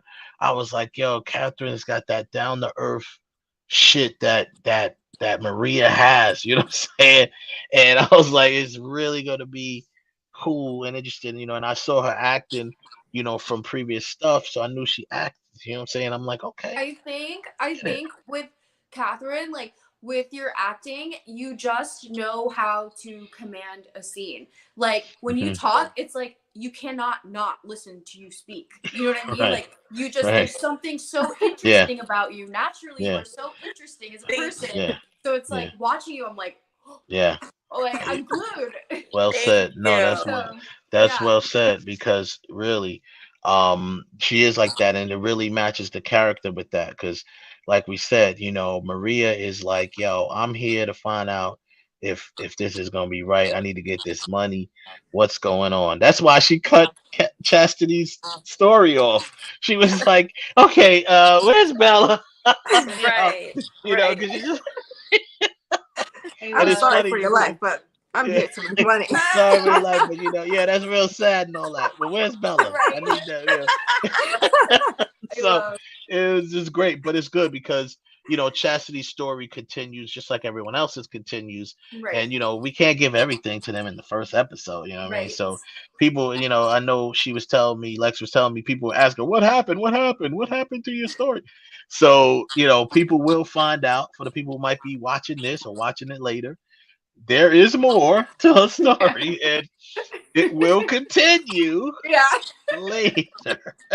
So, Yeah. and just, I can't wait, man. It's just so. But yeah, like I said, man, y'all, I'm gonna give you two ladies your night back, because I can talk to y'all all night about this, and I'll give you some info on what we're gonna do for the watch party, which is gonna be soon. Like, we want to do it soon, and get people, in the meantime, continue to promote, get people out there, go watch the episode. It's dope. The episode is real good. So I'm gonna say good night to you ladies. Lex, Thank you we'll so talk to you much. some more. All right, thank Okay. you for Y'all having have a good us. night. Thanks All for right, joining good us. night. Bye. All Good Bye. right. Good night. night. Good night. Good night. Yeah, so that's what's up. I, let me see. Give me a second here. I wanted to cue something up for you. I know you're gonna be like, oh Lord. Let me just cue it up for you. Uh-oh. Yes, I'm like frozen right now, going crazy. Where you at? Uh. So anyhow, as I cue this up, so another question I did ask them was, I asked you where you was, which was fine. I asked about, did you say about the feedback you was getting from like just personal people? Excuse me. Yes. So everybody loved it. Mhm. Like I think for me it's like so many of like my friends and like my followers have Mhm. just been watching my entire journey. Oh, So like nice. just like how far like just with acting in general and just like me and like my social journey and all that kind of stuff. So I just think like for me like the most powerful stuff that I got was just like people being like I'm so proud of you. Like I am Mm. so happy for you. Like I love seeing you do this thing that's like your dream and like you're like it's just it was very surreal for a lot of them to be like oh my god like I talk to this girl every day, here she is right here, like you know what I mean, like it was just it was Yeah. really cool for them to see that and then to see like me and like I feel like I always bring a lot of myself to the characters, so I think that Yeah. was kind of funny for them too, like watching it they had to like kind of check themselves and be like wait a minute, it's not Lexi. Like, it's not Lexi. Like, you know what I mean? There was a lot of that going on because I think I put so much of myself into it, which I think is so beautiful. And I think the Mhm. character, like, I remember us going over like Chassie's backstory, and like Yeah. there's so many parallels I between have her all and of that I. stuff on film too. Yeah. Every time we talked about that stuff with her backstory, all the notes. Yeah, absolutely. So I think that was really fun for the people who knew me and who followed me that were commenting just to see like me in this light and like to see me like doing acting, like that was really like the main Yeah, thing that is was like that them was just being like just ah, whoa, like this is so cool, like whoa it's you, whoa. So that's awesome. I got something queued up. Let's see if we can get this thing going here. Watch this. do we Whenever just you, slate? yeah, no, Ah! nothing's late. I'm dead. Whenever you're ready. Okay. My braids. The braids. The braids.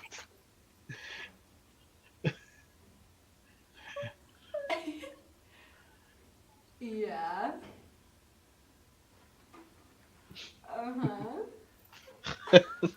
Oh my god. Oh, yeah. I know you miss it, baby. Great.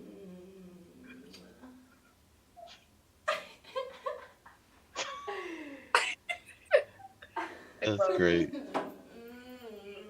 Oh my god, rock stars. There is just nothing like those wild, rebellious party animals. And back in Toronto, literally all I did was drink, party, and go to fucking rock concerts. And like it's so funny because like I was always drawn to like the 80s and 90s rock bands, and I don't care. I literally don't give a fuck if that they're older than me.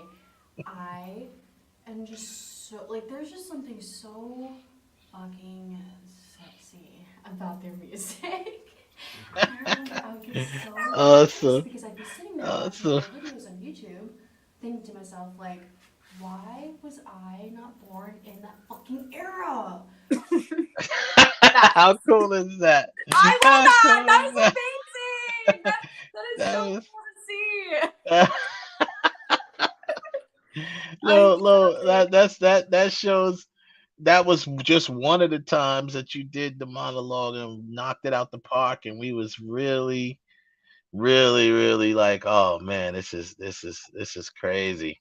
She doing No. her thing. So we was really I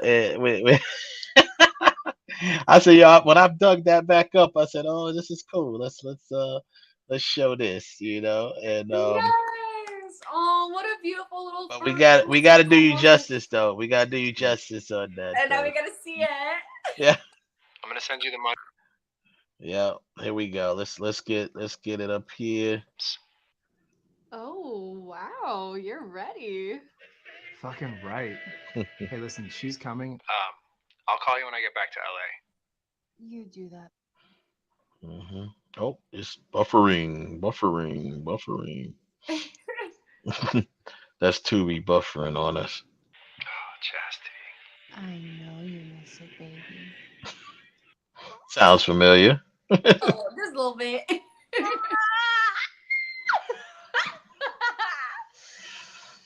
Rock stars. Oh, there's literally nothing like those wild, rebellious party animals. And like literally, back in Toronto, all I did was drink and party and go to fucking rock concerts. And I'm literally like, I have always been so drawn to like the early 80s and 90s rock bands. And Hmm. like, honestly, I don't give a fuck that they're all older than me. There is just something so sexy and so wild about their music. And I remember I would literally be sitting there going through YouTube, just looking at all their old videos and just thinking to myself, like, what the fuck? Like, why was I not born in that era? Hmm. But you know what? None of that matters now. I love Because this part. now that they're all older and they're all all that. married, there's nothing more that I want than to be a part of that world.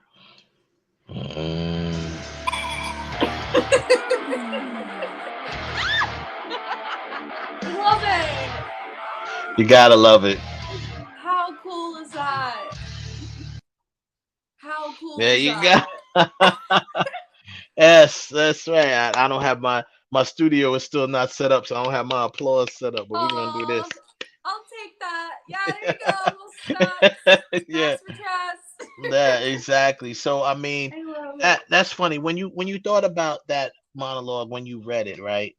Um, because you if you see the reason why I showed your audition, it wasn't far from it wasn't too far off. Obviously, you were more in the character when you actually did it, Right, but yeah. your delivery was very similar. So you obviously crafted something for this character before you did it. So what was your mindset on that?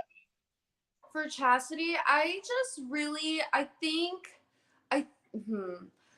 I think I just really like, I think I took the notes that we went over and I really just kind of like let all of the work that we did with her, like behind the scenes, like all of her backstory, all of the little nuances that make her her. Like I think I really let that like marinate.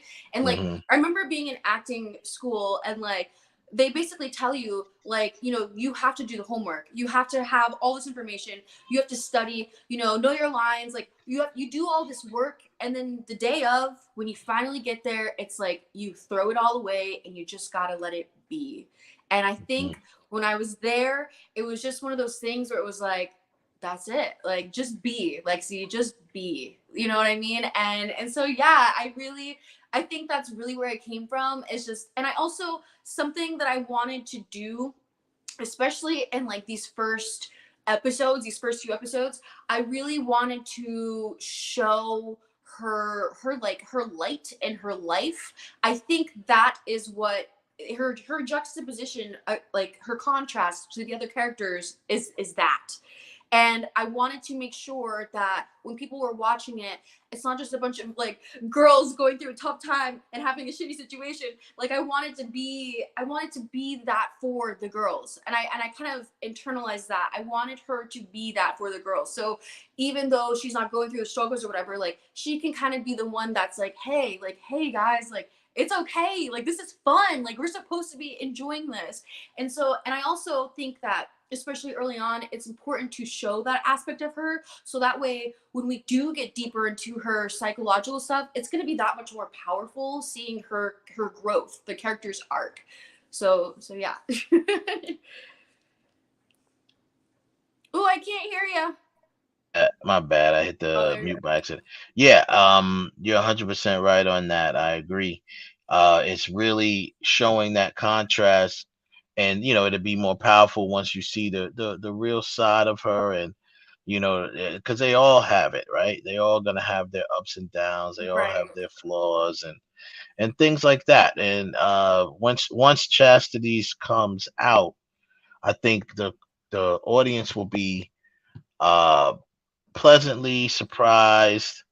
At the same time, I think they're gonna be like, wow. You know what I mean? It's gonna make them love the character even more, probably. Right. Because I said this right before you came on. I'm like, this is a very character driven Right. show.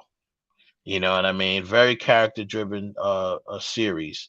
And people are going to really have their favorites. They're gonna, some of them's gonna have Chastity as their favorite. Some of them gonna have some of the other ones as their favorite, because each one of them are relatable. Hmm. I And think people gonna be able to I relate to think them. I think a good way, if you want to know like what helped me embody Chastity, I think she's like all of the Powerpuff Girls like smashed into one. Like like she's Yeah. like a leader and she's tough, but she's also extremely Wow. spunky. You know what I mean? And then on top of that, she's like bubbly girly at the same time. Like that's you Yeah. know what I mean? Like she's kind of all the Powerpuff She's Girls a like little in bit. a person. She's like, oh, and there's a throwback of my Look how 2 day ones. cute! Oh There's my my 2 day ones right there. That's Megan and Lex. They were there. so That was the very cute. first time we met in person, right? That was at the Yes, library. it was, but Yep. actually, Megan and I actually knew each other. Ironically, we actually already knew each other That's before going funny. into this. Yeah, her and Eh, I would go down. I was living in Bradenton, but I would go down to Miami all the time or Orlando or whatever to do Mm-hmm. auditions. And I actually Mm-hmm. ran into Megan on an audition for something else, and we had just hit it off like since then. So it was Wow. really cool. Like walking to the room, and I was like, "Wait, you're here?" She's It's like, "You're here?" And I was that's like, "What?" that's always a cool thing. And it's funny Yeah. because not even by design, your two characters really kind of like almost kind of just, what's the word, bonded, even in character. They Yeah. kind of, you kind of like look at them and you're like, oh, those two are probably going to be friends in the show. You Yeah. know what I mean? So Yeah. and really, to be honest with you, that wasn't by design, at least not at first. And I Hmm. remember us being on set and we were looking at, as we were trying to figure out where we're going to sit people, when we were blocking. And I'm Hmm. like, let's sit these two together because they already got chemistry. Hmm. They got chemistry as people, because they've, not only did you, just to let people know, not only did these young ladies act in their own episodes, they also helped out on each episode. So Right. they did behind the scenes work too. So where we were shooting scenes for Lex's character, Megan was there. She was helping behind the scenes. When we were doing stuff for Megan, and Lex was there. So we was like, everybody was around while we were shooting. So they already had chemistry. Number two was the characters seemed to have kind of like, just because those two characters are closer in age I than was the just other gonna say that characters. if you can Yeah. tell, they're definitely closer in age, and so there's a Yeah. lot of like similarities there, and I think naturally that kind of draws them together too. Yeah. Those two characters are closer in age, and they're the ones that you see. They're gonna be sticking together. People gonna be like, oh, okay, these two are the homegirls. You know what I mean? So Mhm. as you can see, we placed them Just together. iconic. That is Yeah. so iconic. Can we just talk about how both of us so clearly like are embodying our characters in that moment? That Yeah. screenshot it's iconic. Yeah, it's Like, both. It's like, she's like, what's with these apples? And, yeah, Liz she's very is y'all very focused, man. innocent. Yeah, she's very innocent. Like, what is this? I'm just like, what Yeah, the fuck thing? yeah, she's just Really like, does. really, yo, yeah, yeah. Chastity's face there. I don't know what she is. She's interested, but disinterested, and it's Exactly. like all in one, Because she has, But that's it. Like that, yeah, like youthful vibe where it's like, you hmm care, but like I don't care. You know what I yeah, mean? But you yeah, care. you know, She and then cares, exactly. yeah, and it's for her, she's actually like a fangirl, but she's trying to play it cool. You know what I mean? But like internally, she's like, oh my god, I like that. This is so Yeah. cool. You know? Yeah, it's But like funny. externally, she's just like whatever, because it's school. She hates school. Why does she care? Like, you know what I mean? Yeah. Right. That's why she's throwing paper airplanes and shit. Yeah. And she don't like she's not, school is not, she's like, I don't like school. We would talk about that before you joined us. We was like, yeah, my brother asked a question. He was like, so do you think Bella has a favorite yet? Or anything like that? And she was like, no, I don't think so. He was like, who do you think she might you know, have a, he's like, there's different people, Maria's up front and she's whatever, and you got Chastity throwing airplanes and stuff. Like, so she's kind of like distracting at first. And then once again, that plays to her not really caring about where she is. You know what I'm saying? Like, what is it? Yeah. It's all But about fun. I think Here's that's a actually here's a great screenshot as well. I wanted to show while we yes, talk. I think that's actually Another a great really screenshot. great point that you brought. I love Mhm. it. Yeah.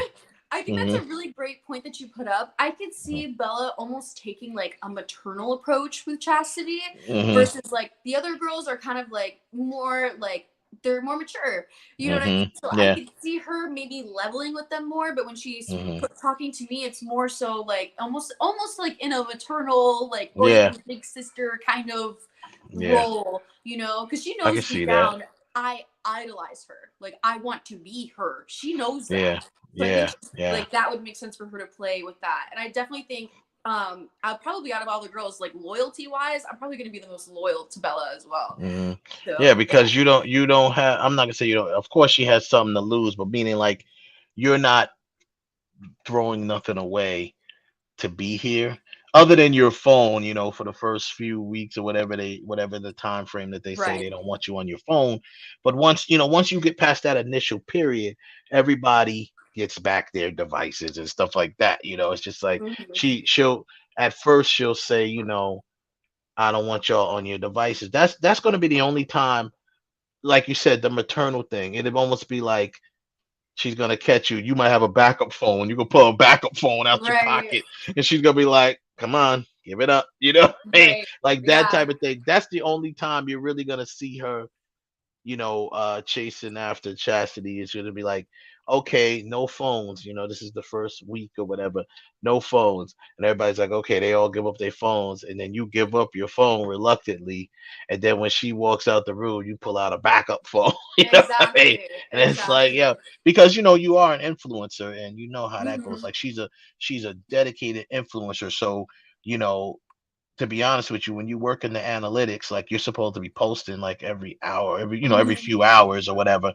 A big post you should never go more than like 12 hours without an actual Right. post. And I You know think what I'm saying? that's Chastity's nature. Like she's a Hmm. rebel. Like that's what Yeah. she does. That's the Hmm. whole reason she's there. She chose to Yeah. rebel. Yeah. Like, you know. So Yeah. yeah. So that's going to be this was one of my favorite. I don't even remember. I took this shot while I was editing, and I was like, and I just put it in the side pocket. I was It's like, so good. it's a cool shot. It's a Iconic. really good shot. Very like it embodies everybody in character. Embodies her character right there as she's looking. 'Cause you got that apple in your hand. It's like you holding the apple itself is kind of like showing that you're looking and you're kind of buying into what she's talking about. Because I actually, we won't spoil it for the people who haven't seen it yet. Go see it. But if people haven't seen it yet, but actually her character, even though there's a little funny joke that goes on there, her character actually is the only one that gets what Bella's trying to say at that Exactly. moment. You know what I'm saying? And so when she quotes what she quotes, people are looking at her like she's crazy, but she actually was right, Yeah. in a sense. So she's right here. I see her buying into it. Like Exactly. she's Yeah. looking like, oh yeah, this might be something to this. That's why she's holding the apple. 100%.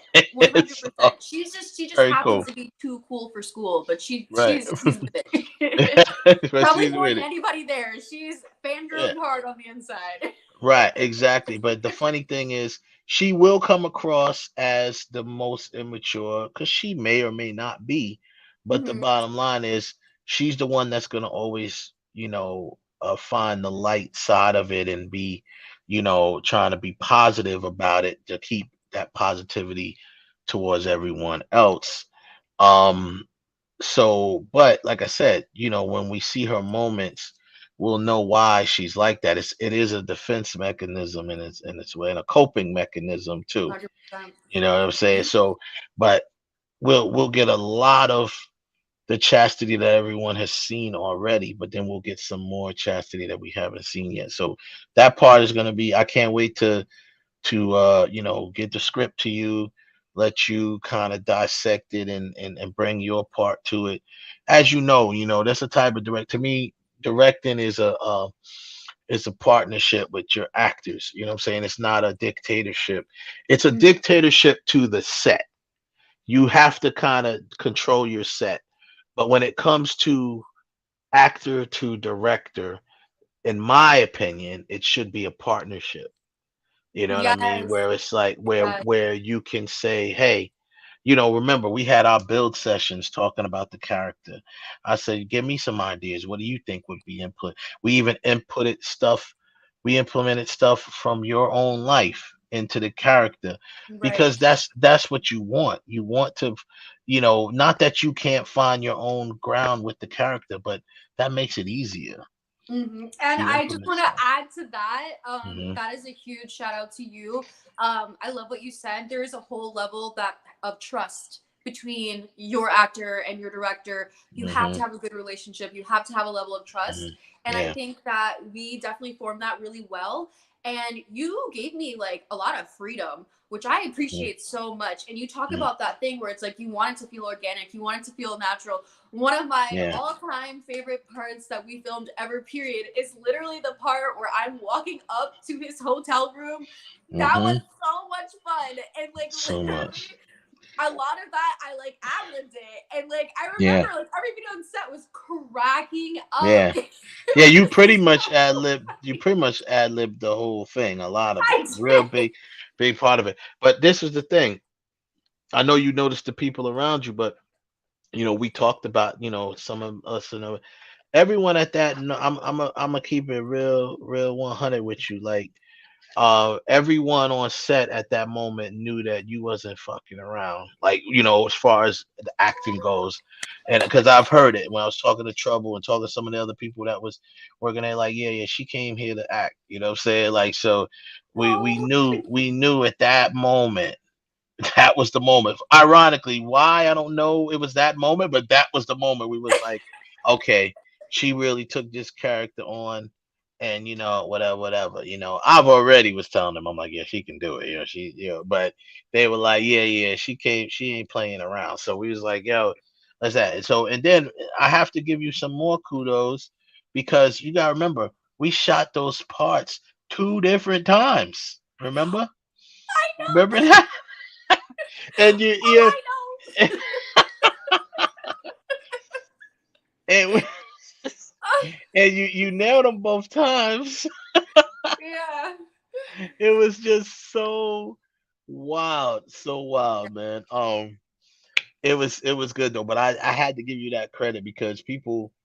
I remember having conversations with some of the people that was helping us, on set that day, that some of the crew, and it's good when your crew, because everyone obviously is focused on their job, but at the same time, when your crew can step back and say, "Oh man, she's acting," you know what I mean? Hmm. That's what's up, Absolutely. that whole day when we shot that, and even when we shot the stuff inside, when you did your monologue, all I get, all of the big compliments that I get from that monologue is everyone's like, "Yo, the fact that you had her break the fourth wall and talk to the," they was like, "Yo, that shit was dope. Like it was unexpected.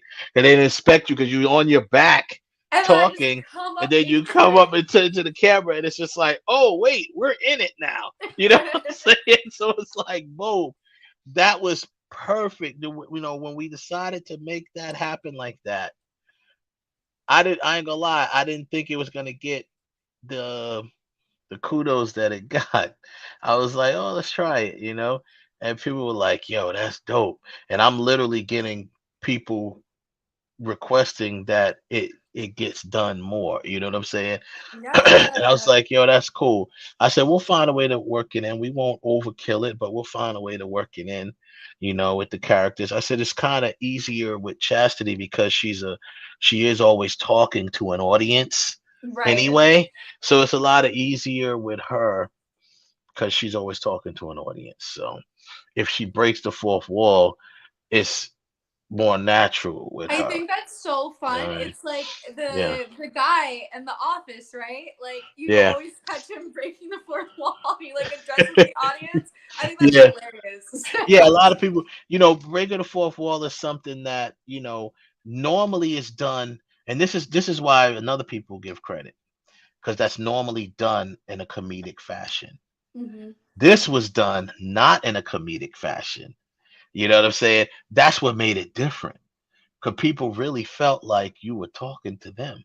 Because it's like, oh shoot. Normally to break the fourth wall, that you can go all the way back to the old school shows where they're on a set, and then they would break the fourth wall and people would just start laughing, all the way back to Three's Company, the character Mr. Roper used to break the fourth wall all the time. And you go into Fresh Prince did it sometimes, like they do it, mostly they did it if they had like a fumble or something, or just something funny, Yeah. and or ironic, then they'll break the fourth wall, but that's always done. The Office does it. That's always done in a comedic fashion. You never Hmm. really see people do it in non-comedic fashion. So Right. that's what makes it different. You know what I'm saying? And that's what I keeps loved it. people I loved interested it. in it. So that's what's up, man. I think going forward, we're gonna just it's gonna be a great thing, man. I can't I'm talk about sitting it in the enough. presence of a genius right No, now. thank you. I mean, half genius, half genius. Because Genius. my brother is the other half. It was Exactly. yeah. Yes. The funny thing is, and I have to always I gotta say this, and I don't know, he had got dropped off somehow, but um originally, like so the original Bella, the person that this whole story is about, it was my brother that knew her first. Like he already knew her. And they were so, and then he originally came to me with it, and he was like, yo, we should do this documentary. And I was like, all right, cool, let's do it. So then we got all in with it.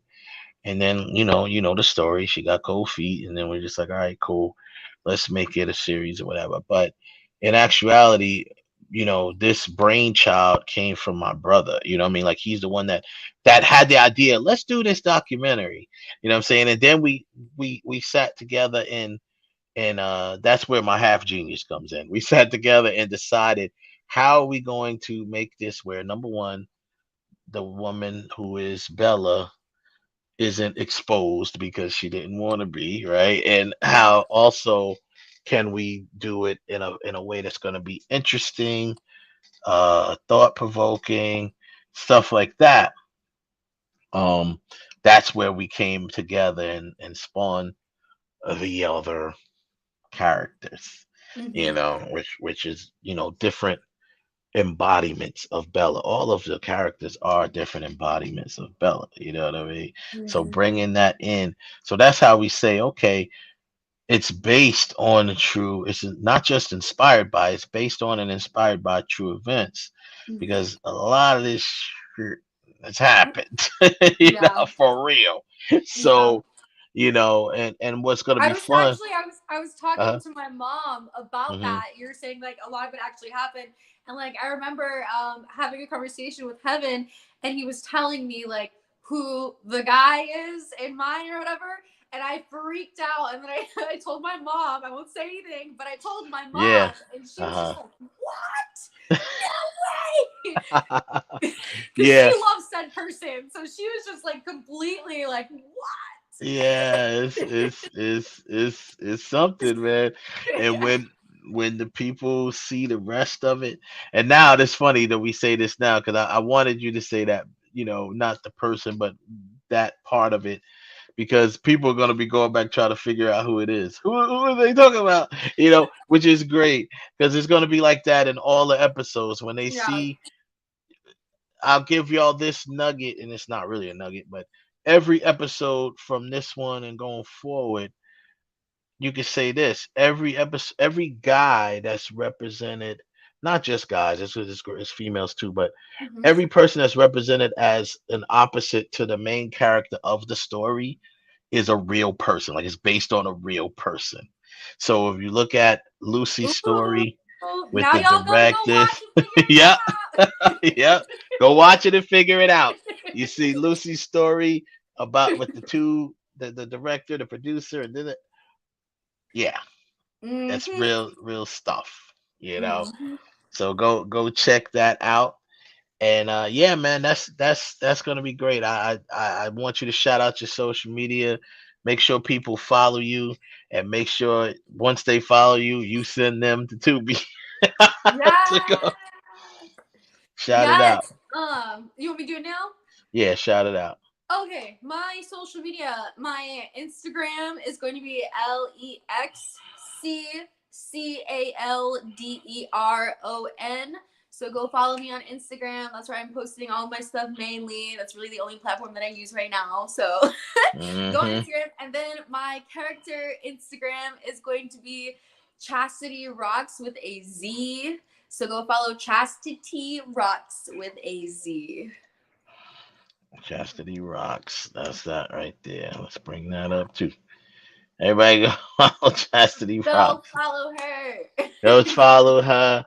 Because actually, for the people who are hearing this now or later, you know, a lot of people come back and watch the show. Yeah, all of the main characters will have or do have their own social media. So we'll put them all in there a little later on in the show. Y'all go and follow the characters because you're gonna get a chance to get some real cool creative stuff, that's interactive stuff involving the characters of the show.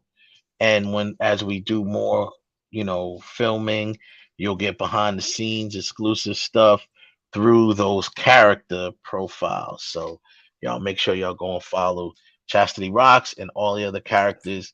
And Lex, we want to thank you for coming on and being here with us. And like I said, you already heard before, we're gonna set up the watch party, bring everybody back, get the whole cast here, get some of the crew here, and really just kind of do something to push this thing, get some giveaways going. And it's gonna be dope. You know how I'm gonna tell you how I'm gonna do the giveaways. Everyone, we're gonna form a trivia question that's based on what you have to go watch it. Understand? So I'm basically going to say this person says this. I'm just using it as an example.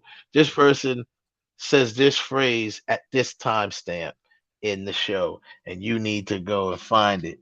And that timestamp will be because the sweepstakes works here is people who come into the chat room.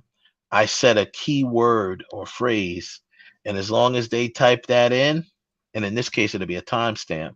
As long as they type in the right timestamp, they're entered into the contest. I So, love that. so That is so cool. it's gonna be cool. Am So I let's allowed go. to play? I'm just kidding. It's gonna fall. You might know it by heart. Oh, that was that timestamp. As I much know, as you right? watched it. When I So tell you I watched it over and over, I literally was just sitting here watching it again. It yeah. was so much fun for me. So Yeah. So that's what that timestamp is going to basically make them watch the whole pretty much the whole show.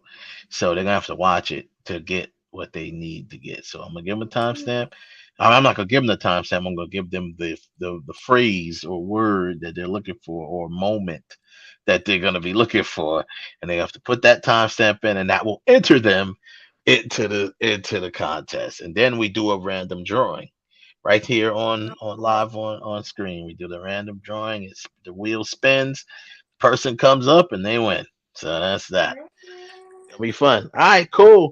Thank you very much for joining us. you're We'll welcome. see you soon. I'll talk to you soon. I'll see you in cyberspace. Peace out. Always a pleasure. I'll see you later. All right, bye. Thank you for Bye. having me. Thank you. Night. Yep. That's what's up, man. So is my people. my ladies, I hate to call them girls. They're not girls. They're ladies. They're women. But I say they're my girls, man. That's what's up. So, uh, Ralph, man, how many times did you see Groupie? No, I'm joking. I had to watch it twice. I Oh, watched it you watched it twice. twice. Okay, cool. That's I cool. watched it twice. Yeah, man. How do you like the guy? Who's your favorite character so far? Right this second, I don't have a favorite character because I'm really just like I need to see like a second episode to figure that part Hmm. out. Yeah. Um, I can already see what I wanted to ask is who do you think is going to take the advice or the lesson that you're giving them and actually use it? Who's just going to like just kind of like whimper out? I don't know if that's going to happen. It's a thought. Yeah. Well, it's always a possibility. I don't really. The funny thing is, I don't even really know who is yet because when you write scripts, they're like a living script, right? It develops as it goes along, and you could always you have plans for everything, and we've written pretty much this whole season of episodes, but the episodes change as the characters evolve and as things happen, right? So they changed. What happens to the character changes. So we haven't decided yet if who is actually, if anyone, does it. Some, like I said when they were on, some might make it through the program, some may not. So we have to tune in for that one and figure out Mm-hmm. where it all goes from there. So that was cool, man. It was good to have the girls on and talk about that.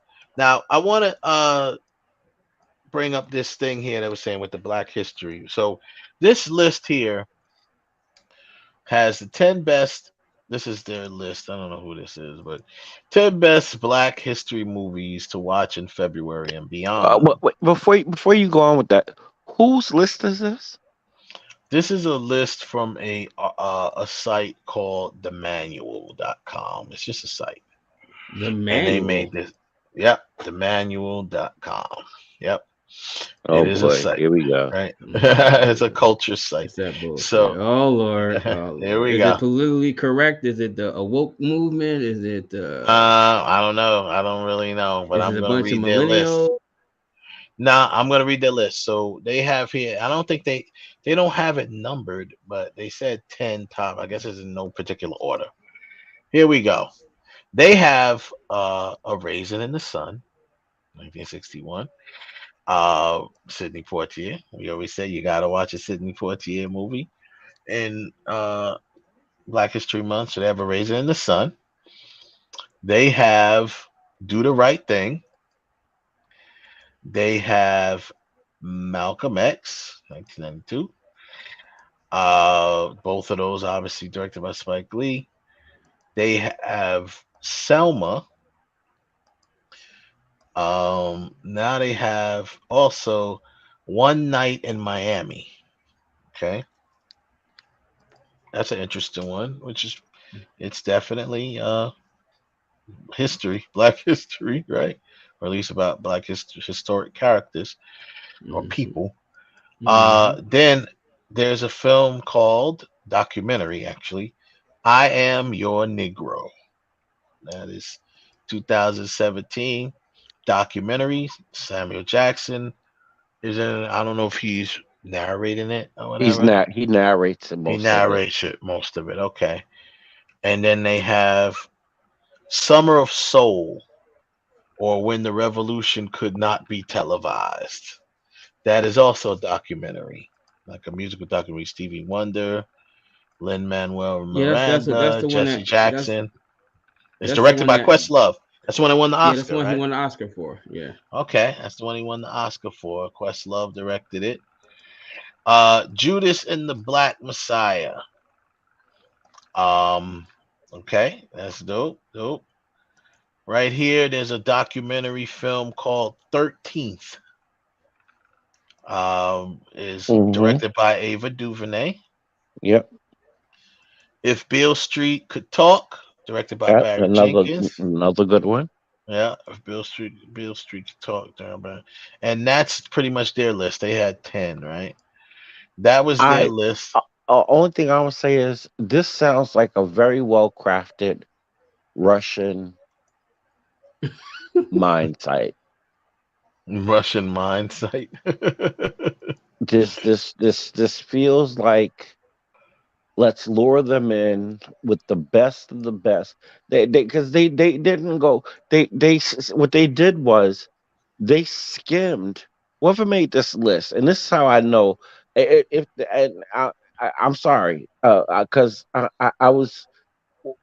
I was over the weekend. I was watching some stuff, Mm-hmm. and I'm noticing that a lot of these Black History things that go on are Mm-hmm. the narration, even though they have Black people, it's Mm-hmm. scripted by white people. Mm. And I'm so tired of this garbage. And this list feels Mm-hmm. like, and it's a great list. I Mm-hmm. mean, anybody who wouldn't know better would just think like, oh, these are the best Black films to watch. You Mm-hmm. skipped over, and when I mean, this is like not to reference. Well, yes, to reference the Grammys. The Grammys did a very good selection of time period pieces, but that's because they didn't have enough room to fit them all on a list, to fit them all in the performance. This is a list. Why are you stopping at 10? Because Why there, did you because say because 10, man? even though, don't get me wrong, even though this list contains, it contains at least five of them are without a doubt uh awesomeness, Black Mm-hmm. awesomeness. Mm-hmm. But you don't make your list longer. That's all we would narrow down to 10. Well, Like that's all they did was 10. There's other lists that did more than 10. I guess I I don't just care. didn't want to go down a whole Your bunch of people. anybody's list shouldn't be less than 100, Yeah, and but I'm then not choose reading a your order hundred. from there. I'm not No, reading no, no, off a no, no, hundred no, no. names. I'm not saying you. Oh, I'm okay. not saying what you're reading. I'm Right. saying anybody that does a list Mm-hmm. of Black films, that list, especially if it's curated for Black History Month, later Yeah. for a top 10. Yeah. If it's Black History Month, your list shouldn't be less than 100 films. Easy. Mm-hmm. That people Yeah. can then go and choose from, and not just be, because guess what?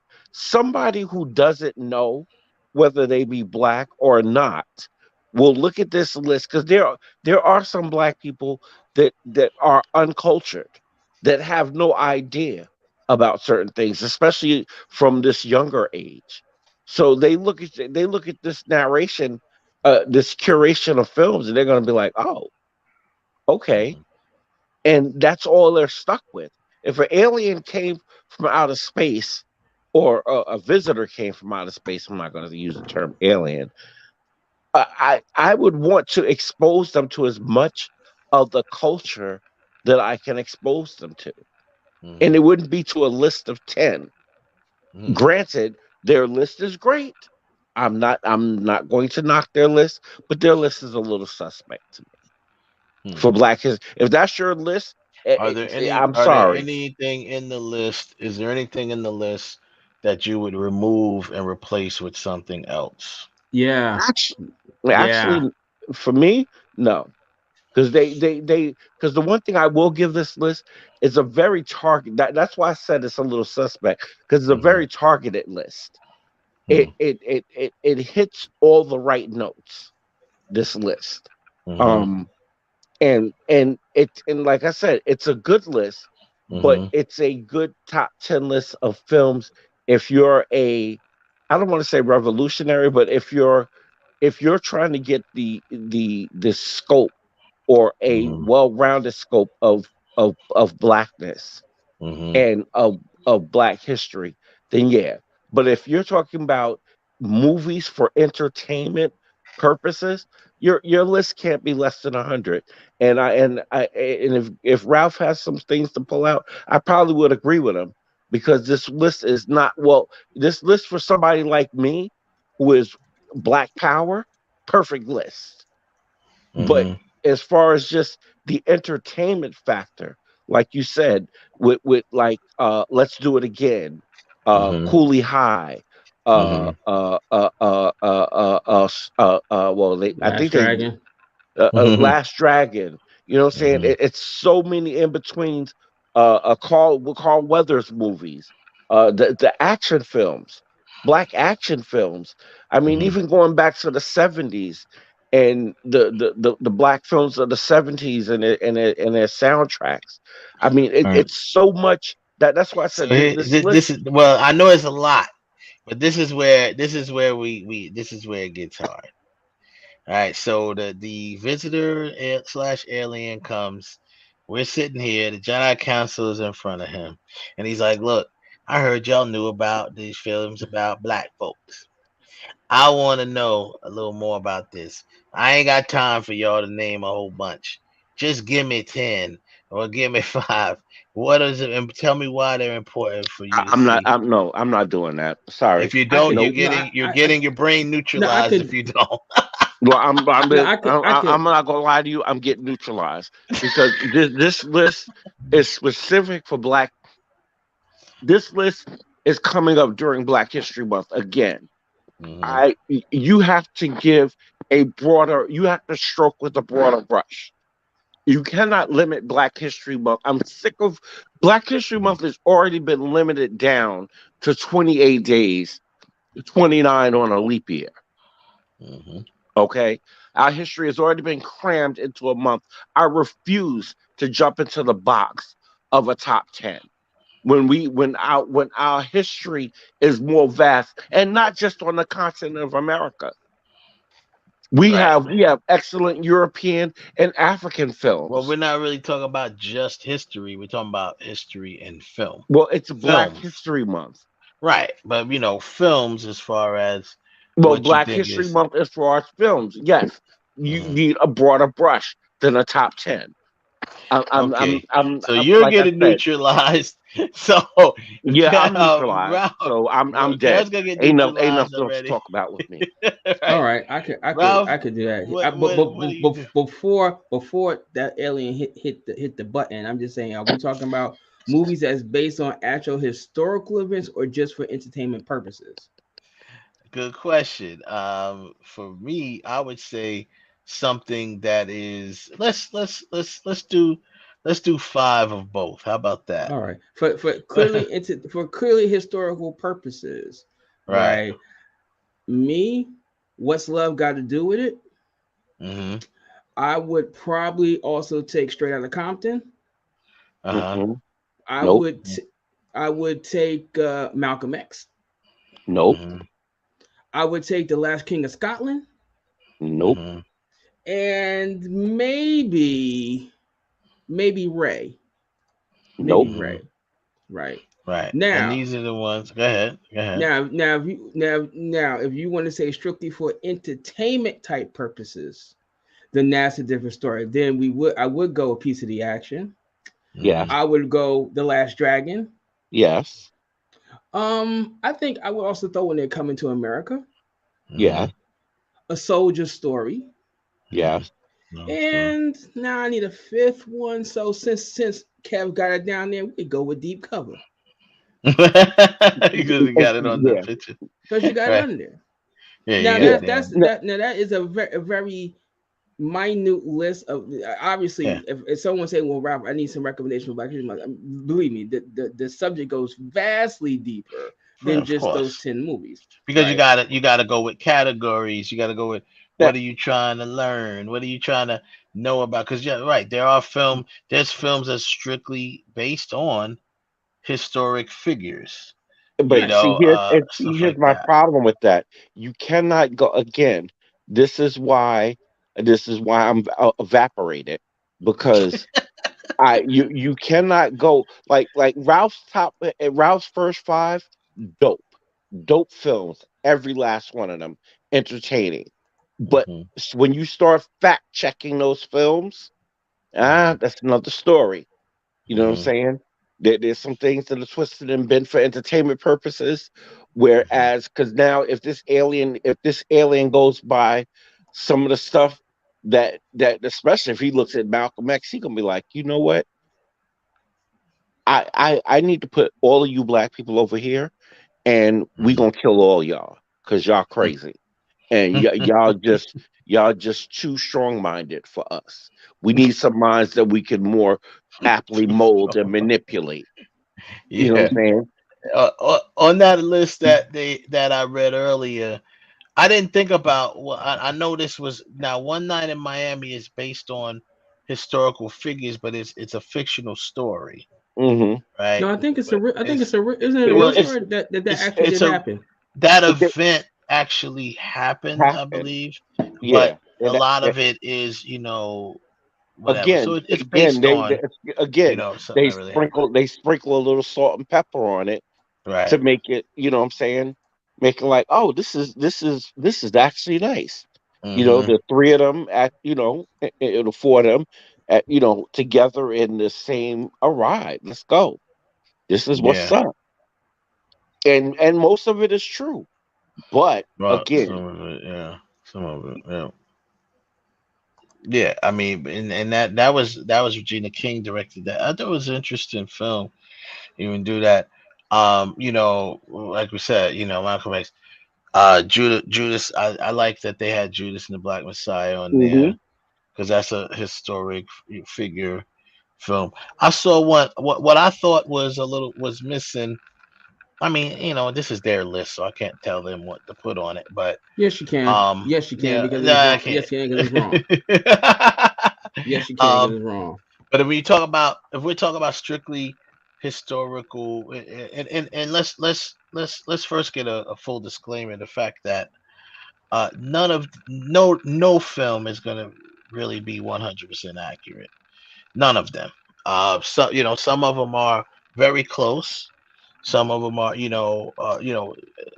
films like Malcolm X, are accounted by people that was there. So, like, Spike Lee interviewed and spoke to people that was there when it happened.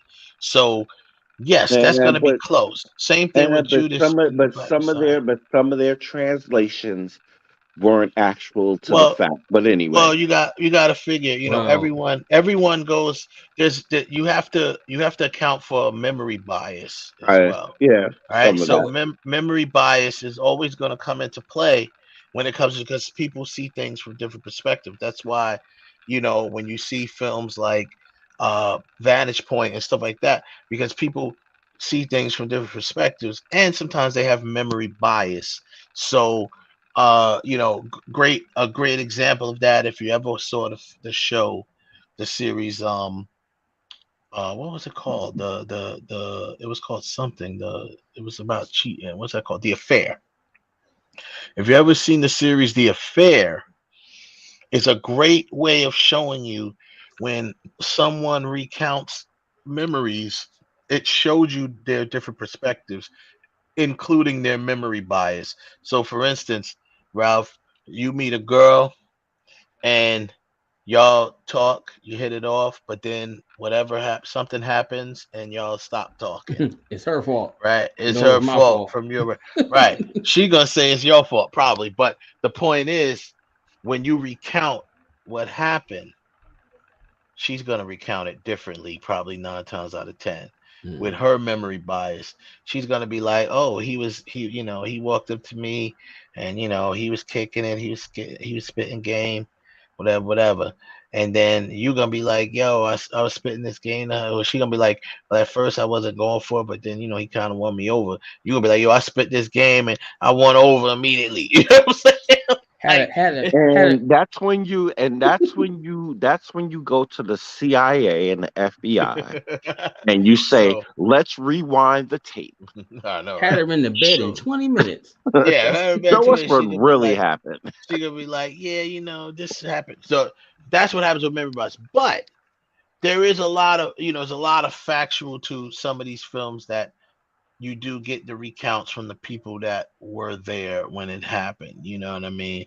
And that's part of getting. You think about it. Even biopics that the actual people are involved in.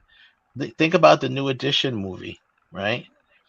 Um, they all separately sat down with the writer and told their individual stories to the writer, right?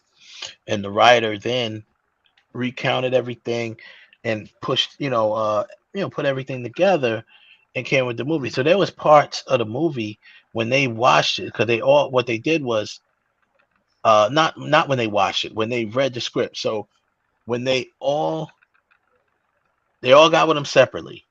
Then they all met at like a location, a hotel or whatever, and they basically went in there together with the writers and they read the script after it was put together. And a lot of them were learning things about each other that they didn't even know, and No, they've known each other since they were kids. You know what I'm saying?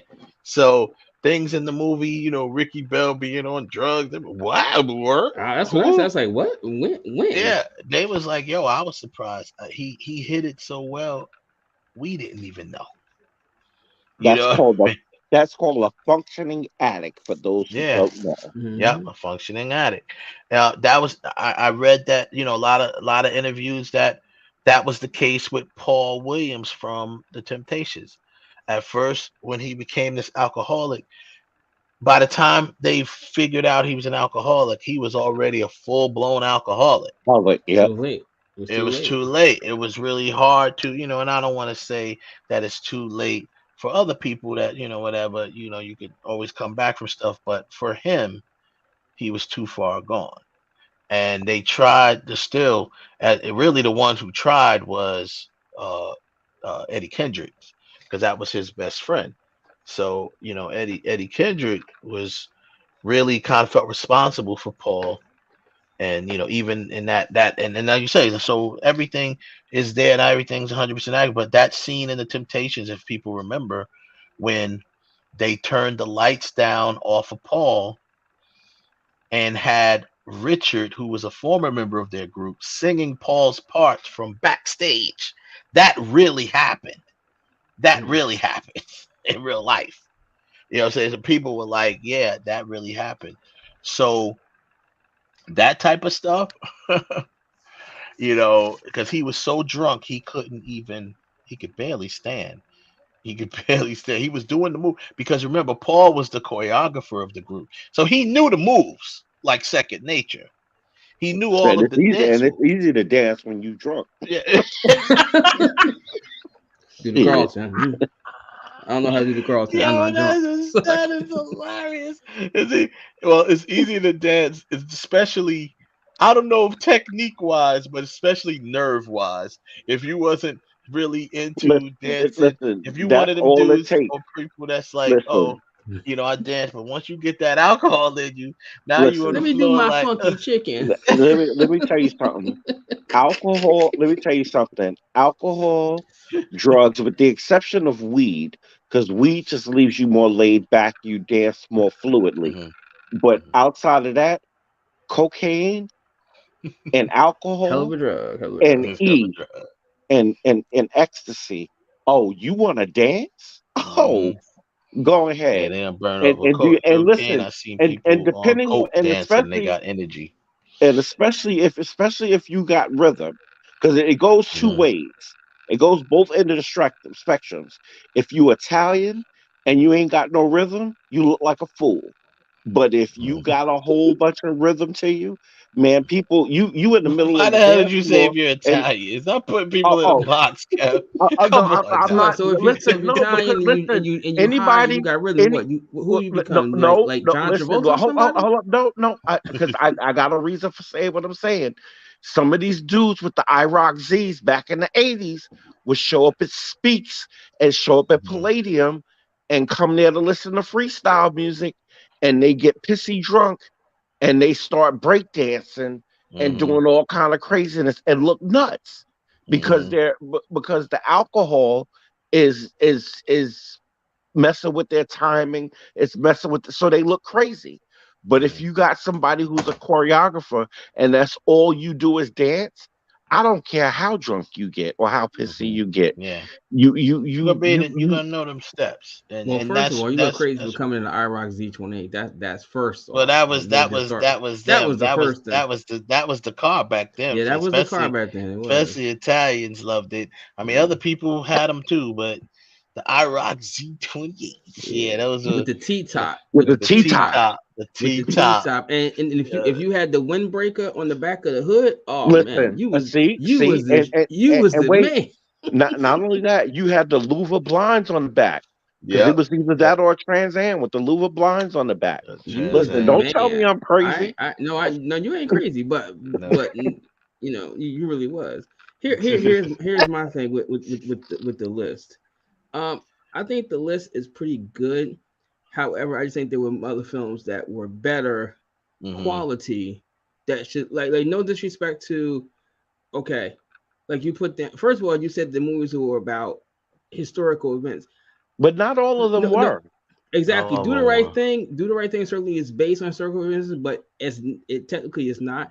It's a fictional story. Yeah. Bill Street is not. You could have went with other things So that it's a raisin in the were sun, his. same thing. Yeah, Raised in the Sun. No. Now, if you want to say for entertainment value, I'm sorry.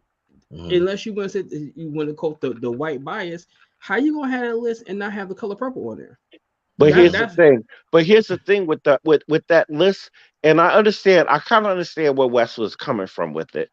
What some of the movies on the list, particularly the fictional ones, are reflectives of the time, are reflections of the times that they were in.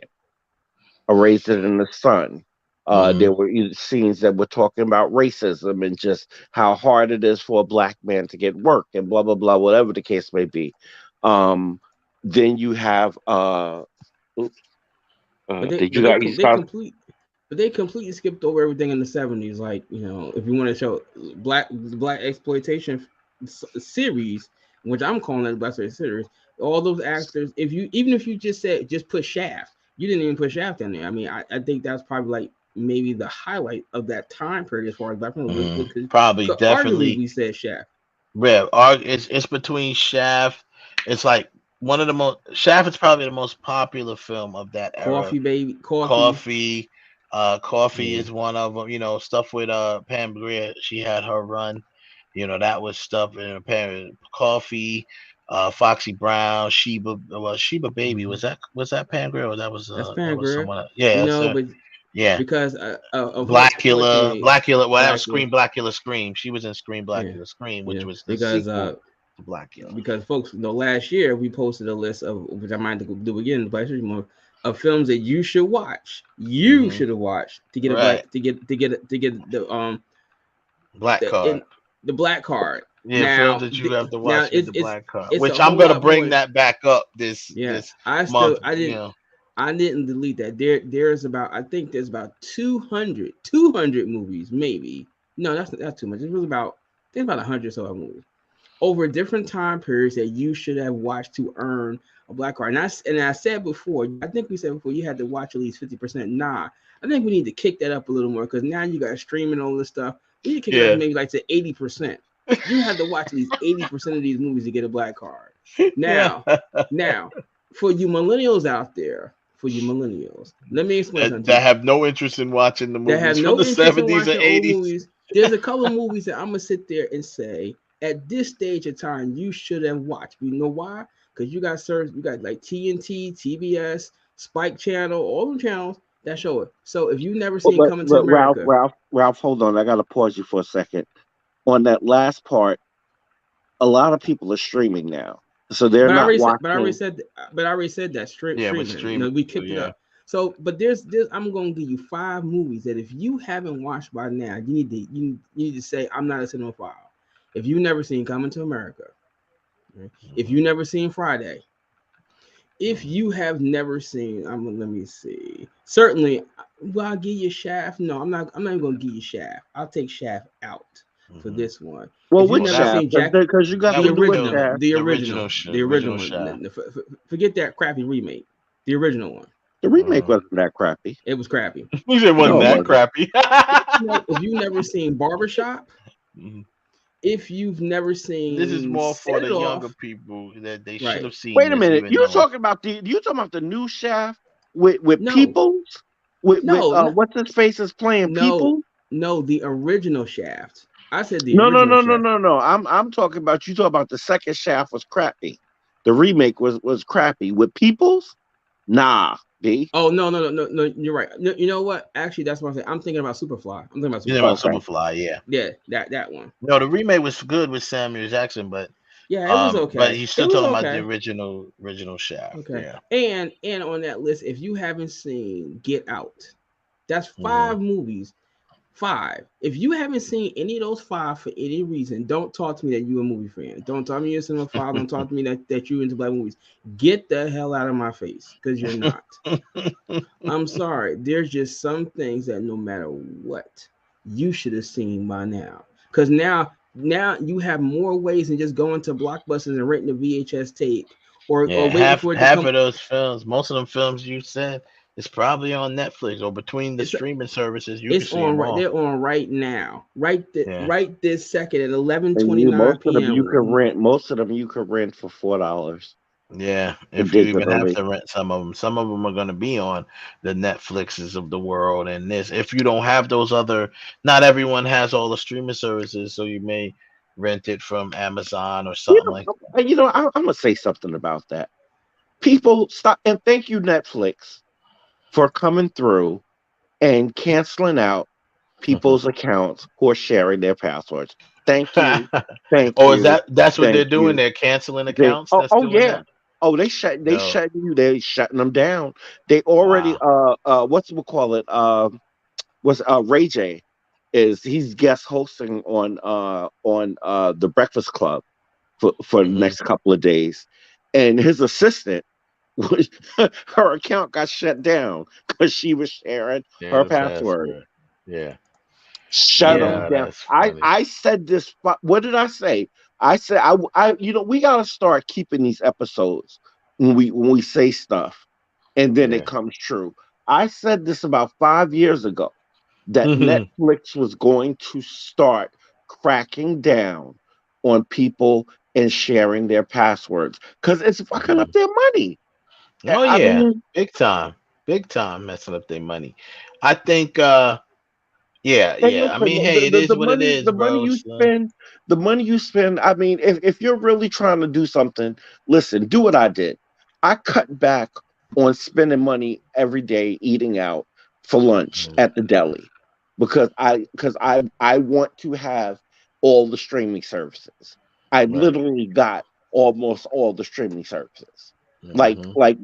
My bill for streaming services is almost like a cable bill, Hmm. but it's everything that I want. I can go look at these streaming services and watch what I want to watch, not dictated by Cablevision or Comcast or any of these. Stop being cheap. Nowadays, you say, listen, go order your coffee from online. Get a Keurig.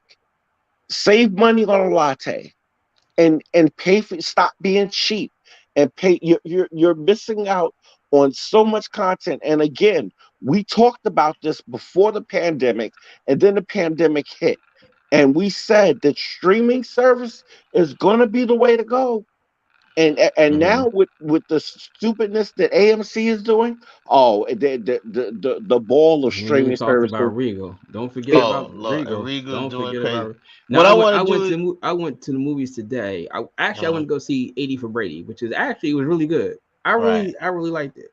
But I was having a conversation with the guy that works there, and I was saying, when are you guys shut down? He was like, well, we don't know. They haven't said when we're actually going to shut down yet. So we're just going to stay open until we get the word. So I was like, oh, because I was looking at the list of what's coming next couple of months, and you guys would be dumb to shut down now. You got Ant-Man in a couple of weeks. Then after that, you got Cocaine Bear. Then you got Scream 6. Then you got Creed coming up. You guys would be crazy to shut a theater down now. I don't understand that one. But hey, but so it's long as you're according to open. market. If that theater is not performing at least the bare minimum, they're not going to keep it open because remember, it's not the movies that make the money; it's the concessions. So But if here's people but are here coming, but if but here's people the are thing. coming to the movies and they're not spending money on concessions, or if they're not showing up at all, you know what I'm saying? It's But the here theater is literally making no. They're losing money because but they're here's the not even thing is making money off the movie. but here's the thing is that my movie theater, to me, they haven't put money into the theater. Like the movie theater I go to, it does not have an IMAX screen. Okay, I get that because you might have to tear down some line. You haven't. I mean, you gave it a fresh coat of paint. Whoopty, whoopty, right? You haven't upgraded the chairs. You just haven't done anything. I mean, hell, put like You this. got to remember again a theater like that because we have an AMC over here at Roosevelt Field Raceway that has done absolutely the bare minimum. So they upgraded their theater as far as aesthetics and cosmetics looks about 10 or 15 years ago.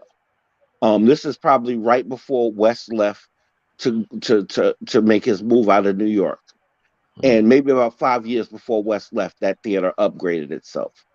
They have not changed anything in that theater because where that theater's location, it doesn't make sense, and they don't have the room. Like if they put in the recliners with even with the rockers, that takes up a certain amount of space. So let's just say, for instance, let's just say it's a 150 seat theater.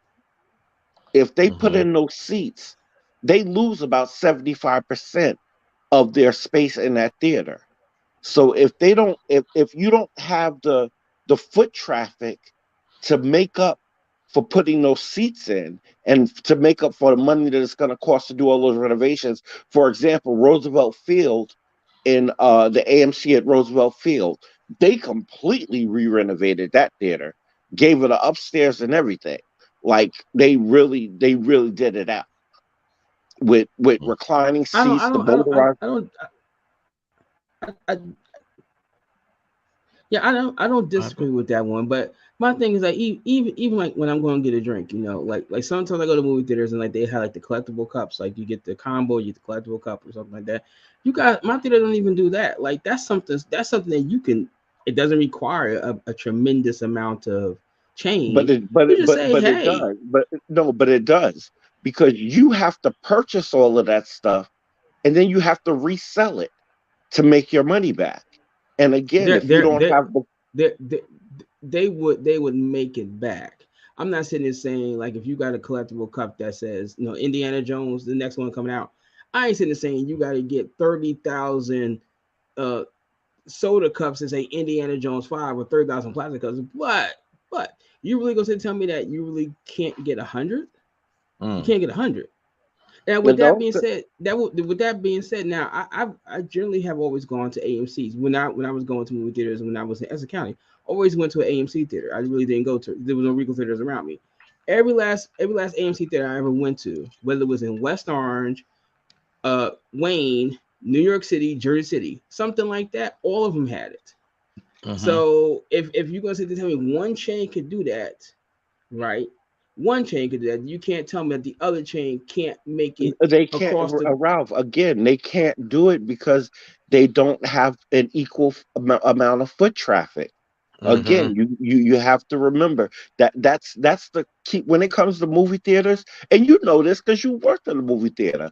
The main thing is the foot traffic that Yes, I comes to did. I your worked in a area. movie theater. If you live in an area where there's a diverse amount of people, and and the amount and if you mix up the movies pretty well, you're going to do pretty well, or you're going to do okay because your foot traffic is going to come in.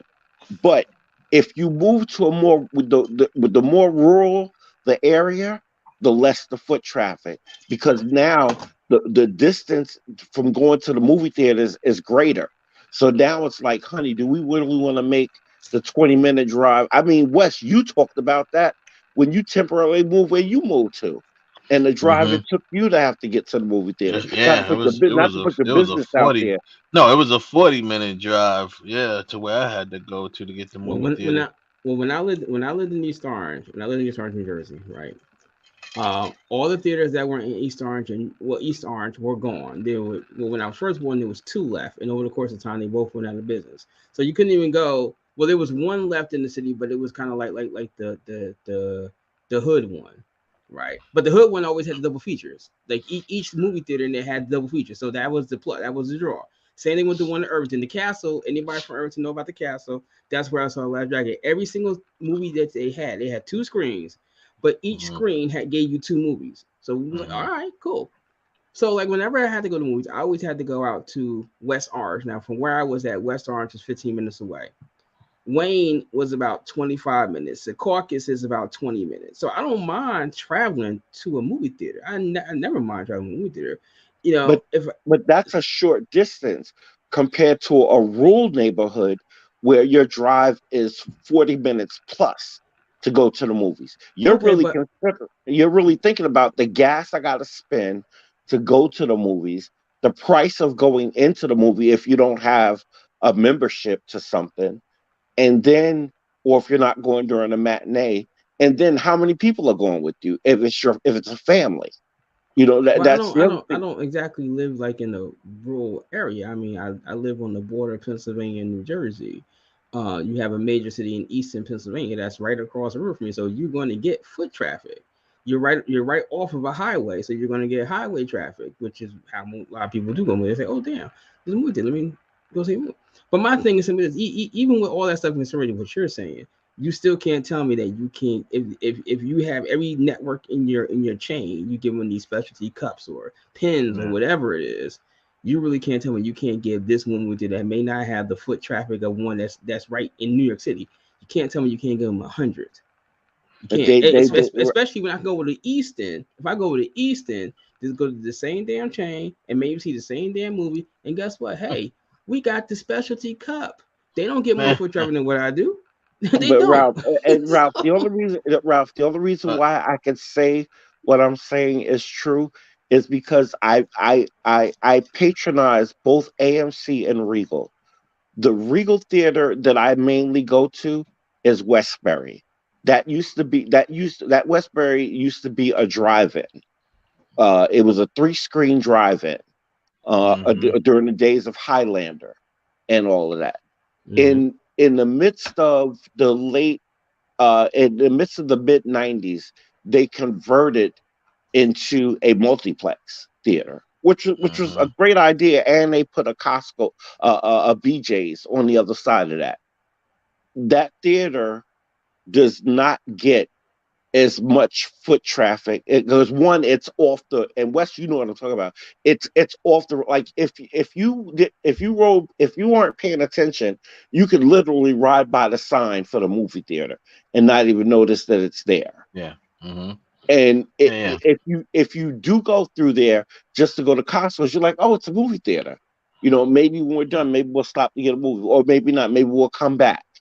But it's a little bit of a drive and off the beaten path versus the United Artists that's over in Farmingdale, that's right off of Route 110. It's right That on 10, yeah. and it's in between. It's in between Farmingdale, Melville, where they just did a whole bunch And of new Amityville. residential, and Amityville, and Copeg, if you I want ain't to going tie there. in Copeg, He's I ain't and like that's going the out there. Brook. I ain't going Amityville. out there. Fuck Yeah, that. Amityville.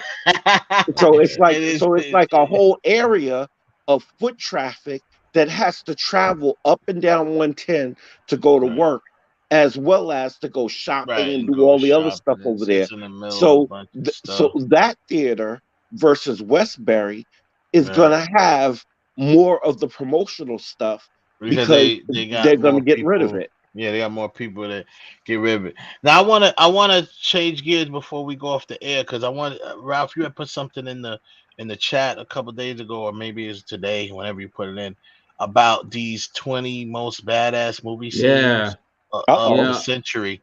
I Of I the century so far. So when they say of the century, they mean of the 21st century. Then, yeah. right? Is that what they mean? Yes. Yes, they Which do. okay, because if it was when they were talking about of the century, I'm like, huh?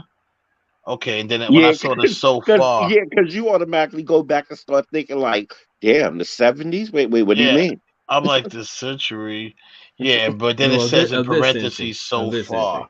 So of far. this century. So I mean, they had like I won't put the whole 20, but they did have some scenes. They had the scene from Prey on there. They had a Dope, scene from Atomic Blonde, dope. the stairway fight. That was a badass scene. Um, they had what was that scene from Skyfall? Oh, the train scene, the whole opening sequence. The whole opening sequence of Skyfall. Yeah. Right. They had that. They had climbing. Oh yeah, Mission Impossible Ghost Protocol when he was up on the building. Okay. On the side of the building. They also had and I don't, I'm just skipping on numbers and stuff. They also had Batman vs Superman, the scene where Batman saves Martha. The warehouse scene. In the warehouse, yeah, in the warehouse. Dope scene. I don't care what nobody says. To all you haters out there on Ben Affleck, he is the best Batman. He's still going at it, but they had that scene on there. This is actually WatchMojo.com that had that scene. It's a video. That's why I can't play it because we don't want these guys bang us in the head, banging us. So but the you kitchen got the fight. in agreement. You just I do have that. I mean, I can play it at the end after we go over it. I'll play a little bit of it because it's also long too. So that's why it's long. It's long, so it's too long to play. What else did they have in there? They had, as I get down a little bit closer, I think that's the Batman warehouse scene. Yeah, when he saves Martha. And what is that? This scene is from Mad Max Fury Road, the sandstorm chase. Sandstorm. Sandstorm chase, yes. badass. Very Okay. badass. From Wonder Woman, they took the scene. Which scene did they do for Wonder Woman? I guess. When she first walks out on the battlefield and they're all flying. That was pretty badass. That was pretty bad. It's between that and the scene from Justice League, from Zack Snyder's Justice League. When she blocks all with of the those bank robbers. Yeah, with the bank robbery scene. Excuse me, with the terrorists, not bank robbers. Yeah, they were terrorists. When she blocks all of those, I didn't even expect that to happen. Like, I know she's fast and she moves fast because she's a goddess, right? So I got chill. Listen, on that both threw of me them, off. both of them, in the Whedon verse and with the Snyder cut, both of them. Even though the Snyder scene was cut in was there better. both. Snyder cut was better because it was more in depth. It was longer, and a couple things changed from the Whedon, but that general part of the scene stayed in the Whedon cut. Gave me chills. He'd have been a fool. He'd have been a fool to cut that part out. Yeah, because that's what Wonder Woman is. For all you haters, she was so fast with it. But I like the scene they picked from Wonder Woman. That was badass. She just walked out on that. So they have what number they have this at? Or are they not putting numbers? They did put numbers. They got the Rogue One scene, of course. Which I would have put that higher. That one I would have put that a little higher too. I couldn't see what number they had it at. What number did they have that at? I think it's like at number 5. But I think I would have put that maybe 3. Maybe. Let me tell you something. That movie is so rewatchable. It has such a my God. Man, you want to talk about a classic? I listen. I'm not old. That's my classic right there. Rogue One. So they got Spider-Man 2, the scene where Peter stops the train. That was badass. That was badass. Because that was badass. Big up to Sam Raimi. That was badass. For being comic book accurate with the webbing not comic book accurate with the. Well, I mean, with the way, with the way he showed him holding the webbing, and the webbing extending and stretching to its, you know what I'm saying? That part is comic book accurate, not them being organic webbing. That part, unfortunately. Number 3 is This Is Sparta. Yes. Yeah. Listen. You don't get no more badass than that. Jesus. If my ex-fiance is listening to this, she understands. When I saw that commercial, I said that for months up until the movie came out. I was standing in the living room, kicking in the air, falling over. But what a lot of people, and I know we all get it, but what a lot of people didn't get about that scene, right? He said he led right into that. This is Sparta, because the guy, Hmm. after they all flipped on him, he was like, "What? No," he said, this is madness. You He don't This thought is kill about the, it and madness." enough. this is the thing. You don't He kill the said, back in those "You days. never kill the You don't. That's You where never kill it the came from. messenger. That's Yep. where the term came from. Don't Came kill the from. messenger." You know Yep. what Yeah. I'm saying? Because you didn't do that. So when he said, he led right into it. He said, "This is something," and then he said, "This is madness." And he said, "No, No. this is This is Sparta." Sparta. Sparta. Yo, this is what it is. You getting Like, oh, this we're work going down that right path. now. You know Okay. what? You know what I'm doing right now? I'm setting this up so as soon as we go off air, Yeah, I am gonna go watching watch 300. 300. Yep, Zack Snyder again. So then you go, number 2, they have The Bride versus the Crazy 88 and Kill Yeah. Bill Volume Yes. 1. I You want to talk I about some definitely badassness? that was total badass. There's no Electrify doubt about 300. it. And then of course you can't. No. They had no. They had No. at the end of, what was number 1? Okay, I'm trying to see what they Oh, got. They have Endgame. there. Oh yeah, number 1 was Endgame, Avengers Assemble. Right? Was that the part? Yeah, the Yep. whole fight, the whole end fight, Avengers Assemble for Alexa. Endgame. Yeah, Avengers You know, Assemble. I took a look. I took a look at that thing, right, and I was like 2 o'clock in the morning. I sent that guy to you. I said, "Yo, look at this," and you know what my brain said? It said, "Yo, am I forgetting something?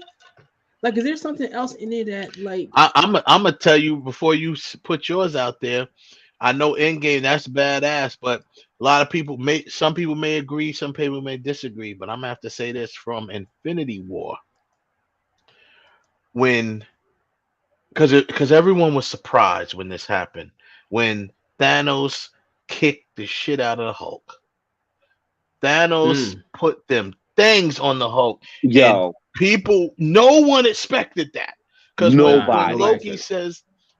says, we have a Hulk, and Hulk comes out of nowhere, everybody's like, ah! Because we remember Hulk was with the Asgardians from Yeah. Thor Ragnarok. So we're like, okay, Hulk, and that's when you're watching that sequence, that's in the back of your mind. You're like, where the fuck is the Hulk? Like, where is he? He was there with them when they left on this journey. And when he said, we have a Hulk, and Hulk just come, ah. But yo, I remember this like it was yesterday, and I'm gonna give you a quick recount. I'm sitting in the theater watching it, and he's like, oh, and everybody's going crazy because Hulk is thumping him out real quick. My man, the other dude tries to step in, and then Ebony Moss stops him and says, no, let him have his fun. I said, whoa, what's about to happen? Yo, he he just he beat the Hulk into submission, and the Hulk never came back Never. until Right, Yeah. left, right, Endgame. left, That's left, an right, ass right, kicking. left, left, left, left, That's right. Body that is slam. if that ain't badass, it deserves to That's at an least ass be an whooping. honorable mention. Yeah, it Look, deserves. If it's not gonna be on the list, it should be an honorable mention because he literally took a character out of the whole entire movie. not only did he take a character out of the whole entire movie, he shut the whole movie theater up. Because at that Mm-hmm. point, But it's when like, he threw that He first, was like, "Oh, when he hit the Hulk in the throat, the whole theater went quiet. Like, uh oh, oh, and oh, then he just said, "Bop bop bop bop bop bop bop." Then he earth slammed him. Bomb. What? yeah, yeah." What? Who slams listen, the Hulk? Well, Like, I had, go ahead. like I said, I had really wide. Now, as a matter of fact, I've been talking about this today with other friends of mine, and there's a few other things that I might have. If I said if it was expanded to 30, there's a few other Mhm. scenes I would have added. I certainly would have added from Days of Future Past the Quicksilver scene. I Yeah, would that have was added badass. that. That was Right. badass. I might add something from one of the Jason Bourne movies. Mm. I mean, because Mm. in one of the scenes, he's beating the guy down with a book. He's beating his ass with a book. mm, Sure. mm. So, Yeah. I'm yeah. surprised I didn't see. I skimmed through it. There's no John Wick in It's here. on there. No, Oh, John there Wick is a is on John there. Wick. Okay, John there Wick is is one on in there. there.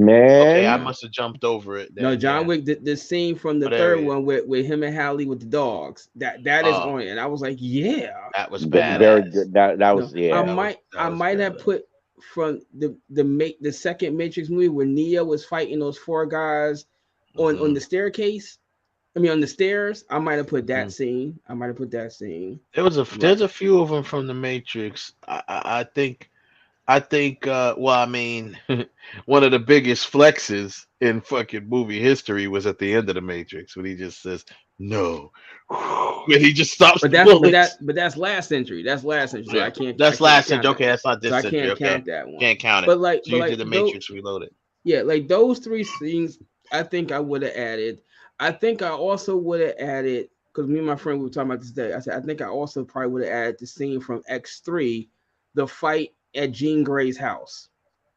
I think I might have added that because that was Okay. like that was like Jesus. They're For thumping. they're thumping it out. I think for me, if I'm gonna take one of the X-Men movies, and I don't know, did X3, it fell in this century. What about Yeah, X2? Did that that fall in falls in the last century. century or this That falls century in the too? century too. X2, the beginning with Yeah, he said that Nightcrawler. Nightcrawler. He said that Yeah, too. Like yeah. yeah, that was That real badass. yeah, that was badass. I can't front on that. You know, and Um I had yeah. thought also something from Dread. I think Mm. Dread could have made that, Ooh, and Kick yeah. Ass and Kick Ass, but Kick Kick Ass it ass would have to be Wait, with with the Hit girl Girl. with Hit Hit Girl, Girl. yeah. It would only hold be up. with Hit Girl. I got Yeah. since you brought up Dread, I have to because they stole a lot from Raid Redemption. Raid is up Yeah, the there. raid is on there. Raid The is raid's up up there. there. Oh, it's on Raid there? is Oh, up okay. there. That's the fight in Okay. the It's on kitchen. there. So Okay. but my thing was whoever did this list actually knew something. They didn't just take Yeah. it and say, "Oh, we're gonna put this here for for cloud or just no." Nope. Whoever They really they did they that list, curated they this. they did Yeah. their homework. They really did their homework. So I'm happy about Yeah, it because they I've did. been watching too many of these things where people come just saying something. You're looking like, "Yo, you're dumb as hell. Stop it.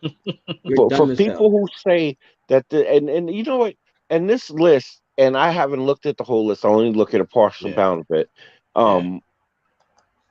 You cannot, for you to say that this century hasn't had any good films, you're an idiot. Yeah. Especially from the Oh action yeah. side. Forget about it. Like Oh I yeah. like I like I like to switch it up. What they said, the what was they talking about? The test run, Mavericks test run on Maverick. I thought that was pretty cool that they threw that in there because that was badass. When are they Yeah. talking about the scene where he popped up and they didn't?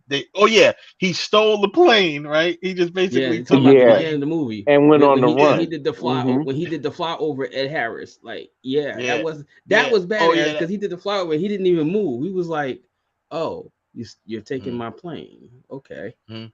Well, they have the scene here, the test run where he remember when they was like, "What you're trying to That's do when they can't had that. be done." They yeah, they Remember? couldn't do it, They were like, "It and can't be he doing." They like, "It can't be done," and he showed them that it can be done. Because remember, they had dismissed him, right? Yeah. hmm They was like, "Yo, you're dismissed. We're gonna try some other shit," basically. And it's remember he took the plane and ran through He the said, course, well, went through the I'm whole doing course. it Was like, anyway. "Fuck it, I did it anyway," and it showed them that it can be done in front of all the students. Just basically, showed up the teachers as usual, and he did it. He meant that the students were all sitting there like, "Is he gonna do it? Is he gonna do it?" That was a pretty and badass again thing. let's we got to correct some things. One, it's a mission run. Two, they weren't students because they were the top of their class. Well, I mean, there's And students to him, right? Yeah, he had but to teach but them. technically speaking, they're not students because Hmm. he was basically trying to prepare them for Right, the for the what they run have to for do. the run that they were The real basically mission. it was The real supposed to be run. a run that they weren't supposed to come back from.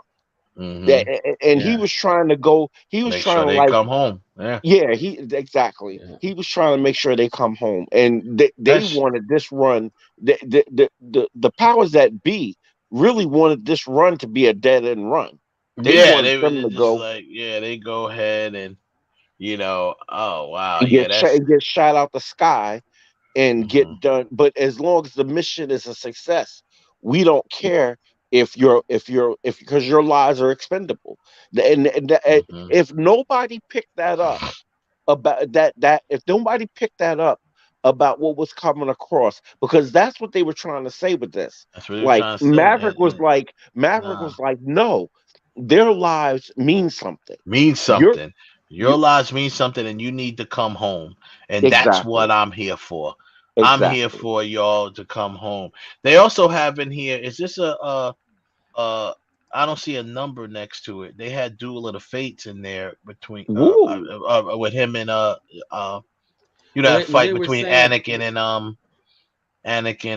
well, they Obi-Wan. had that down there under like you saw Honorable some badass mentions. lightsaber scenes, but Oh, okay. Vader scene by itself, that's the real badass. 'Cause The yeah, real, the right, dude, right, the Rogue One scene. yeah, I mean that's that really the Rogue badass. One scene. Let me tell you something right now.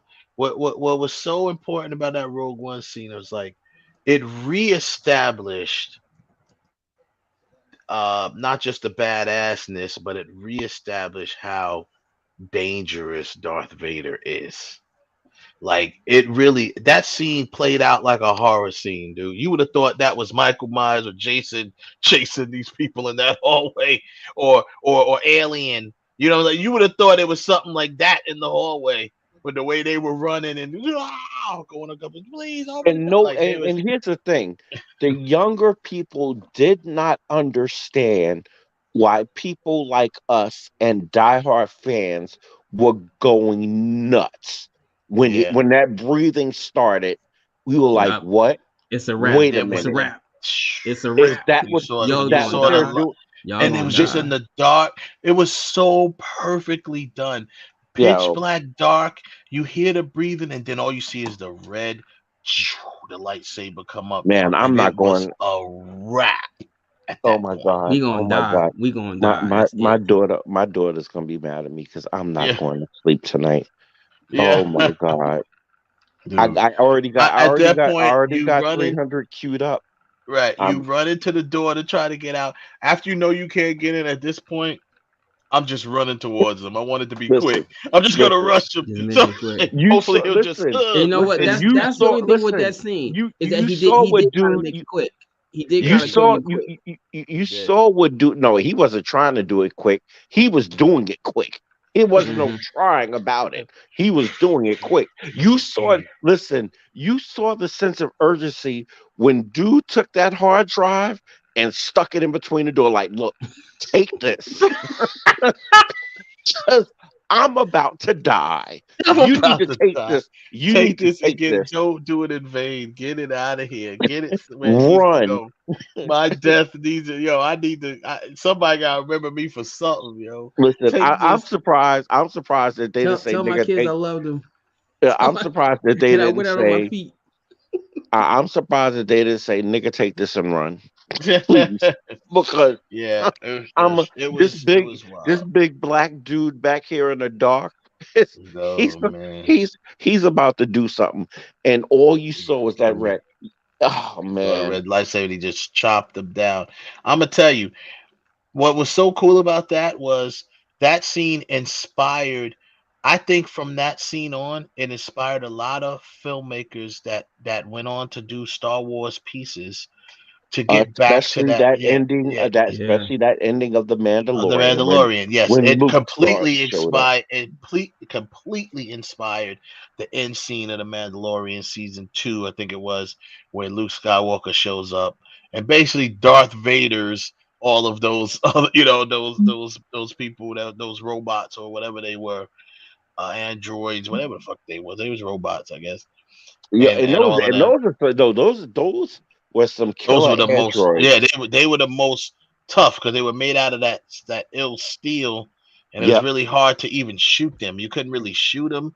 It Nope. was hard to even cut them with a. You can cut them with a lightsaber. That's it. You know what I'm Yeah. saying? But everything else was, he was even having trouble killing them with that weapon he had that was made off of the same armor that he has on. Mm-hmm. He was having trouble killing them with that. and it's just so they like them droids. They just come nowhere. But see, because that weapon was pretty much made. They were made pretty much out of the same stuff that weapon was made out yeah, of. yeah, Out of that. exactly. So that's why it was so. But guess what? Luke Skywalker came in there, and that scene, I love watching that scene over and over. And I love watch. If you ever watch any of the reactions of that, you watch some of the reaction videos. You got people literally crying in that scene because they were just, these are diehard fans, and they're like, "Yo, no, no, don't tell me. Is that? It can't be. No, it can't." And so you keep saying, "No, I don't believe it. It's Because not him. It's not See, him." everybody I disagree. I don't everybody like the was scene. calling I didn't like the scene. everybody was calling for every person on the planet to show up on that Mhm. scene.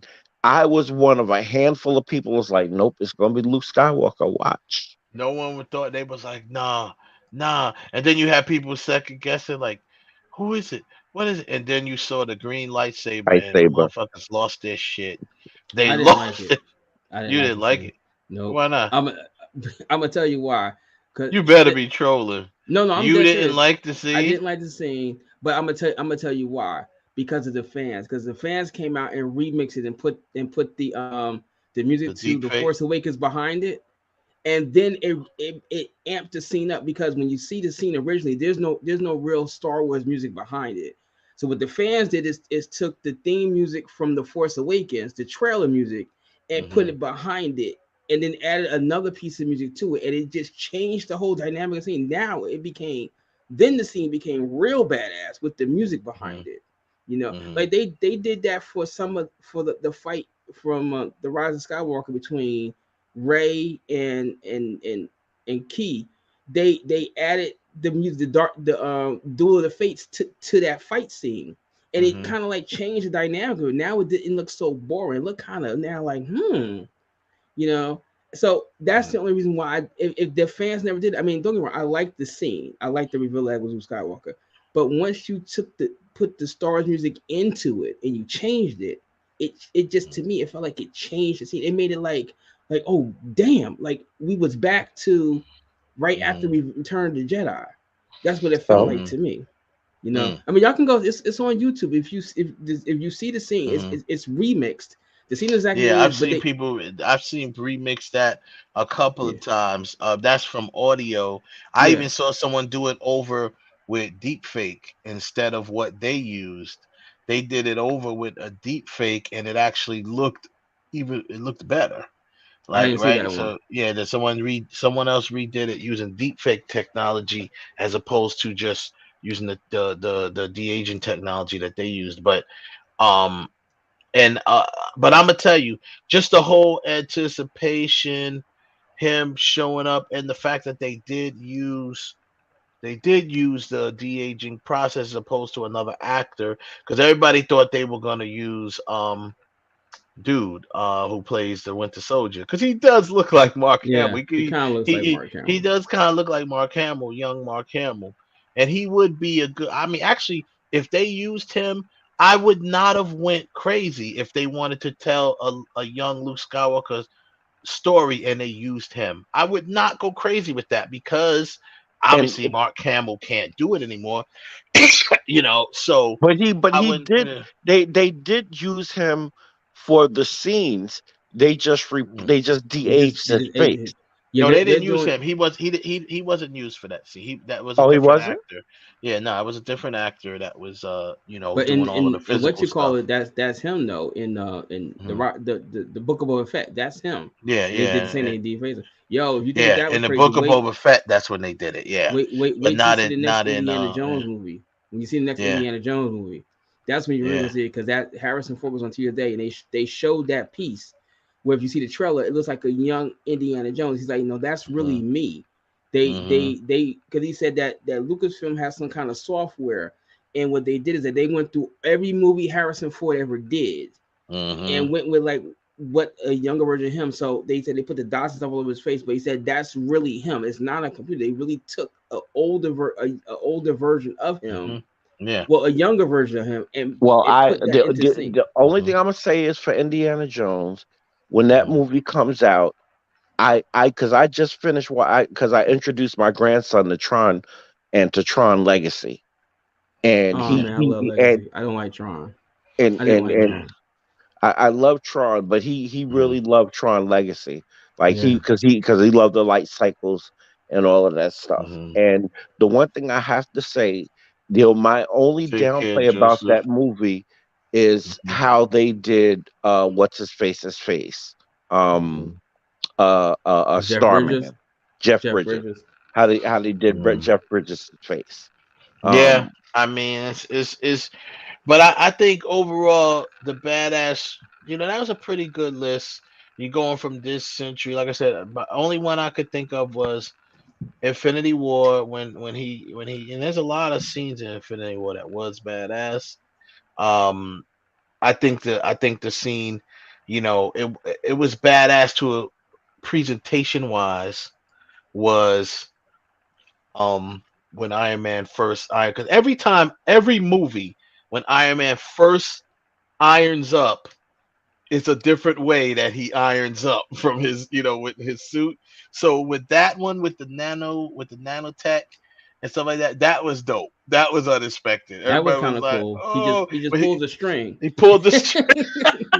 He pulls the I was like, string, oh, and then he takes the glasses off and just that was dope. That was dope. And you saw a lot of things that he did. You saw some new weaponry, stuff like that. And I mean, let's keep it real. And I don't want to get off track because we're about to end the show. Let's keep it real though. Iron Man was the fact that he was able to thump it out with Thanos was amazing in and the itself. Hulk he couldn't, and the listen. Hulk couldn't. He drew. He And the said Hulk, yeah, listen, all of that for a drop of blood. all That's that why for a drop of blood. but that's why he beat the Hulk down, Yeah, the Hulk but didn't even draw blood. but he stabbed Stark and Yeah, stayed in his face when he stabbed him to make yeah. sure that he was gonna go down. Because let Oh me tell yeah, you yeah. something. He was If gonna not for kill him. Doctor Strange, like he stood there with that knife in him, he's like, I Yeah, gotta make sure you die yeah. because that's gonna And then give he the was rest gonna of the kill universe. him he was gonna use the gauntlet to finish him off. He Hmm. he Yeah, takes up the gauntlet, and that's when he's like, "Wait, spare his life." So I mean, but it was pretty badass that beginning scene when he pulls the string and he walks. I had Oh, and what I had about one more. Thor? I had one more badass scene. I was talking to my friend. I was like, I don't know this to be badass, but the first Transformer movie where Optimus comes in the truck and then he transforms right in front of you. I Yeah. thought that was kind of badass because Uh maybe it's because childhood we never imagined we would see a live version of Oh my Optimus Prime on God. screen, but I got bam, I'll be the first to say to you, I almost teared up when I saw that, yo, and because I and was then it just was his like, yo, real that voice. I was looked like, oh really my good, god, and it was well, yes, Peter Cullen, right? yeah, Peter Cullen. well, Who did the well, voice and for me, if we talk about Transformers, because I know we got to end the show, and I'm just gonna make this quick. I think Age of what was the second one called? The one Return where to the Fallen. No, no, not Return of the Fallen. It was the one with the Dinobots first got introduced, I think. yeah, that's Age of Extinction. I ain't Age check of Okay, on it. let Extinction. me tell you something. I saw that in IMAX Dome, and Mm, let me tell you something. That fight scene in the forest, Jesus Christ. mm-hmm. Oh, but I'm getting goosebumps right now talking about it. Like Yeah. again, my ex fiance. I had so much fun with that woman at the movies.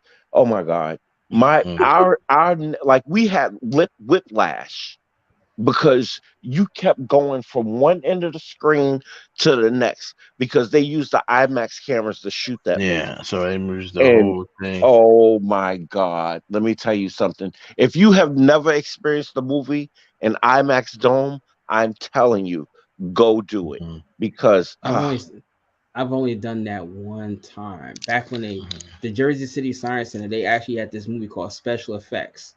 And we can see it. mhm. And the movie and the thing they show special effects is the opening of Star Wars. And you see the entire Star Trek like flying, realistically speaking, flying over your head through the Yeah. dome.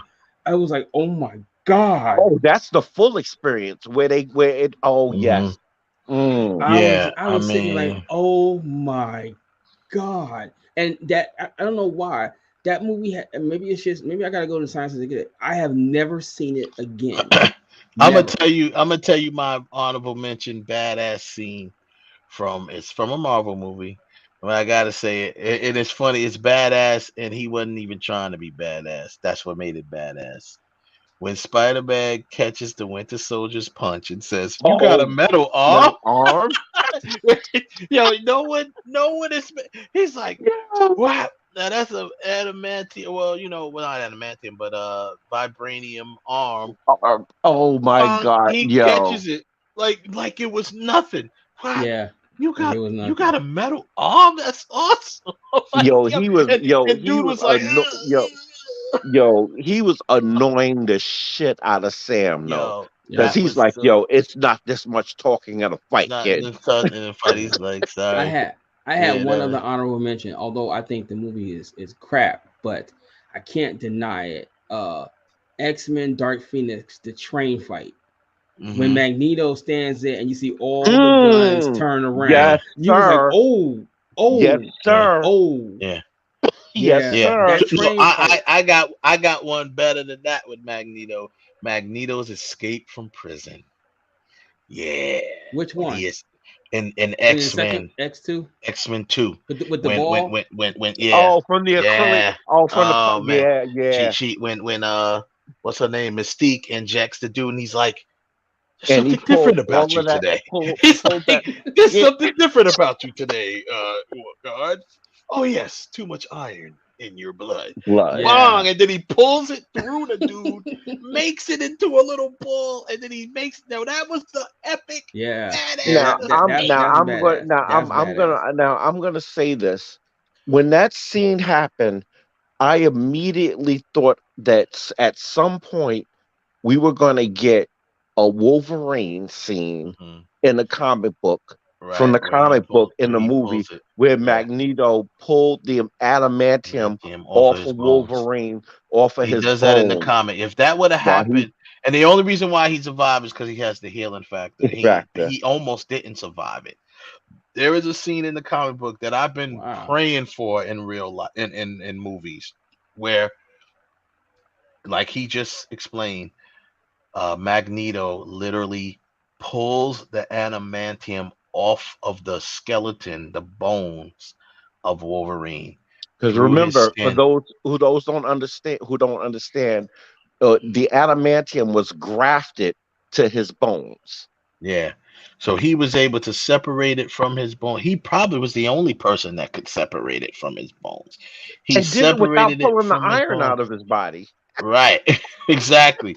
And if it wasn't for Wolverine's healing factor, he would have been dead easily.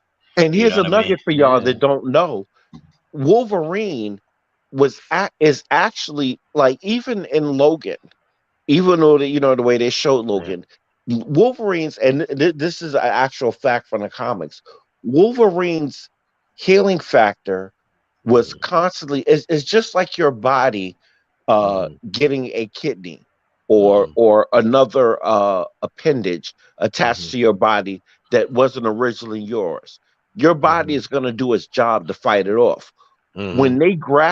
When they grafted that the adamantium to Wolverine's skeleton, his healing factor is constantly Went into trying to, overdrive. Yeah. it went to over, and it's It went into constantly overdrive, which is it why it was starting to burn out at hmm the in Logan, because yeah. his thing was constantly in overdrive, fighting off certain things, and then of course it doesn't help all of the shit that Wolverine has gotten into all over the years, where his And his healing factor drinking, was needed, and the yeah. drink and all that. So the healing factor finally burnt out pretty and much. because Yeah, of the main part, and the one thing, and the reason why it burnt out, and he didn't realize it until it was too late, yeah. that his healing factor was actually fighting against the adamantium that was, so literally the adamantium that was in his body It's killing was It him. was literally killing him. killing him. It was killing him, and the healing factor was fighting against that all them years that he lived. So it was destined to He lived eventually, for centuries. which I actually think was a really smart way to write it in. Hmm. That's why Logan is really a really good movie. It's a film. Yeah, It's not no X-Men movie. It's a film. Like that film it's a plays out very western. well. It's a It's a western, western. yeah. It just plays out so well and all of that stuff. So, but anyhow, we won't keep anybody else. We're gonna end the show. Next week I'll probably have some more guests, maybe some more from Groupie pushing it, some of the other cast. Woo! I have another couple other people I want to bring on next week, and we're gonna eventually have, probably right after right next month, we're gonna get Rich Kenny back on, because there's been some, as developments keep going in the case, we're gonna bring him back and talk about that stuff too. But yeah, we'll keep it going with the Black History stuff and everything else next week. Y'all tune in next week. We appreciate it. We want to thank everybody that came through. Heaven Hollywood. Thank Lex Calderon. Thank you, Renata. Thank you, Catherine. Catherine Nunez that came through and shut it down. Y'all go out, watch Groupie. Go to Tubi. Log on to Tubi, whichever way you do it. Look for the Groupie. It's right there. That's how they spell it. You can see it right there. And it'll come up. Watch it, man. I appreciate it. Give it a like. Add it to your favorites. That's how we help progressing. And then we're gonna get the next one. It's gonna be coming in the spring sometime. So thank y'all, and y'all have a good night. Peace.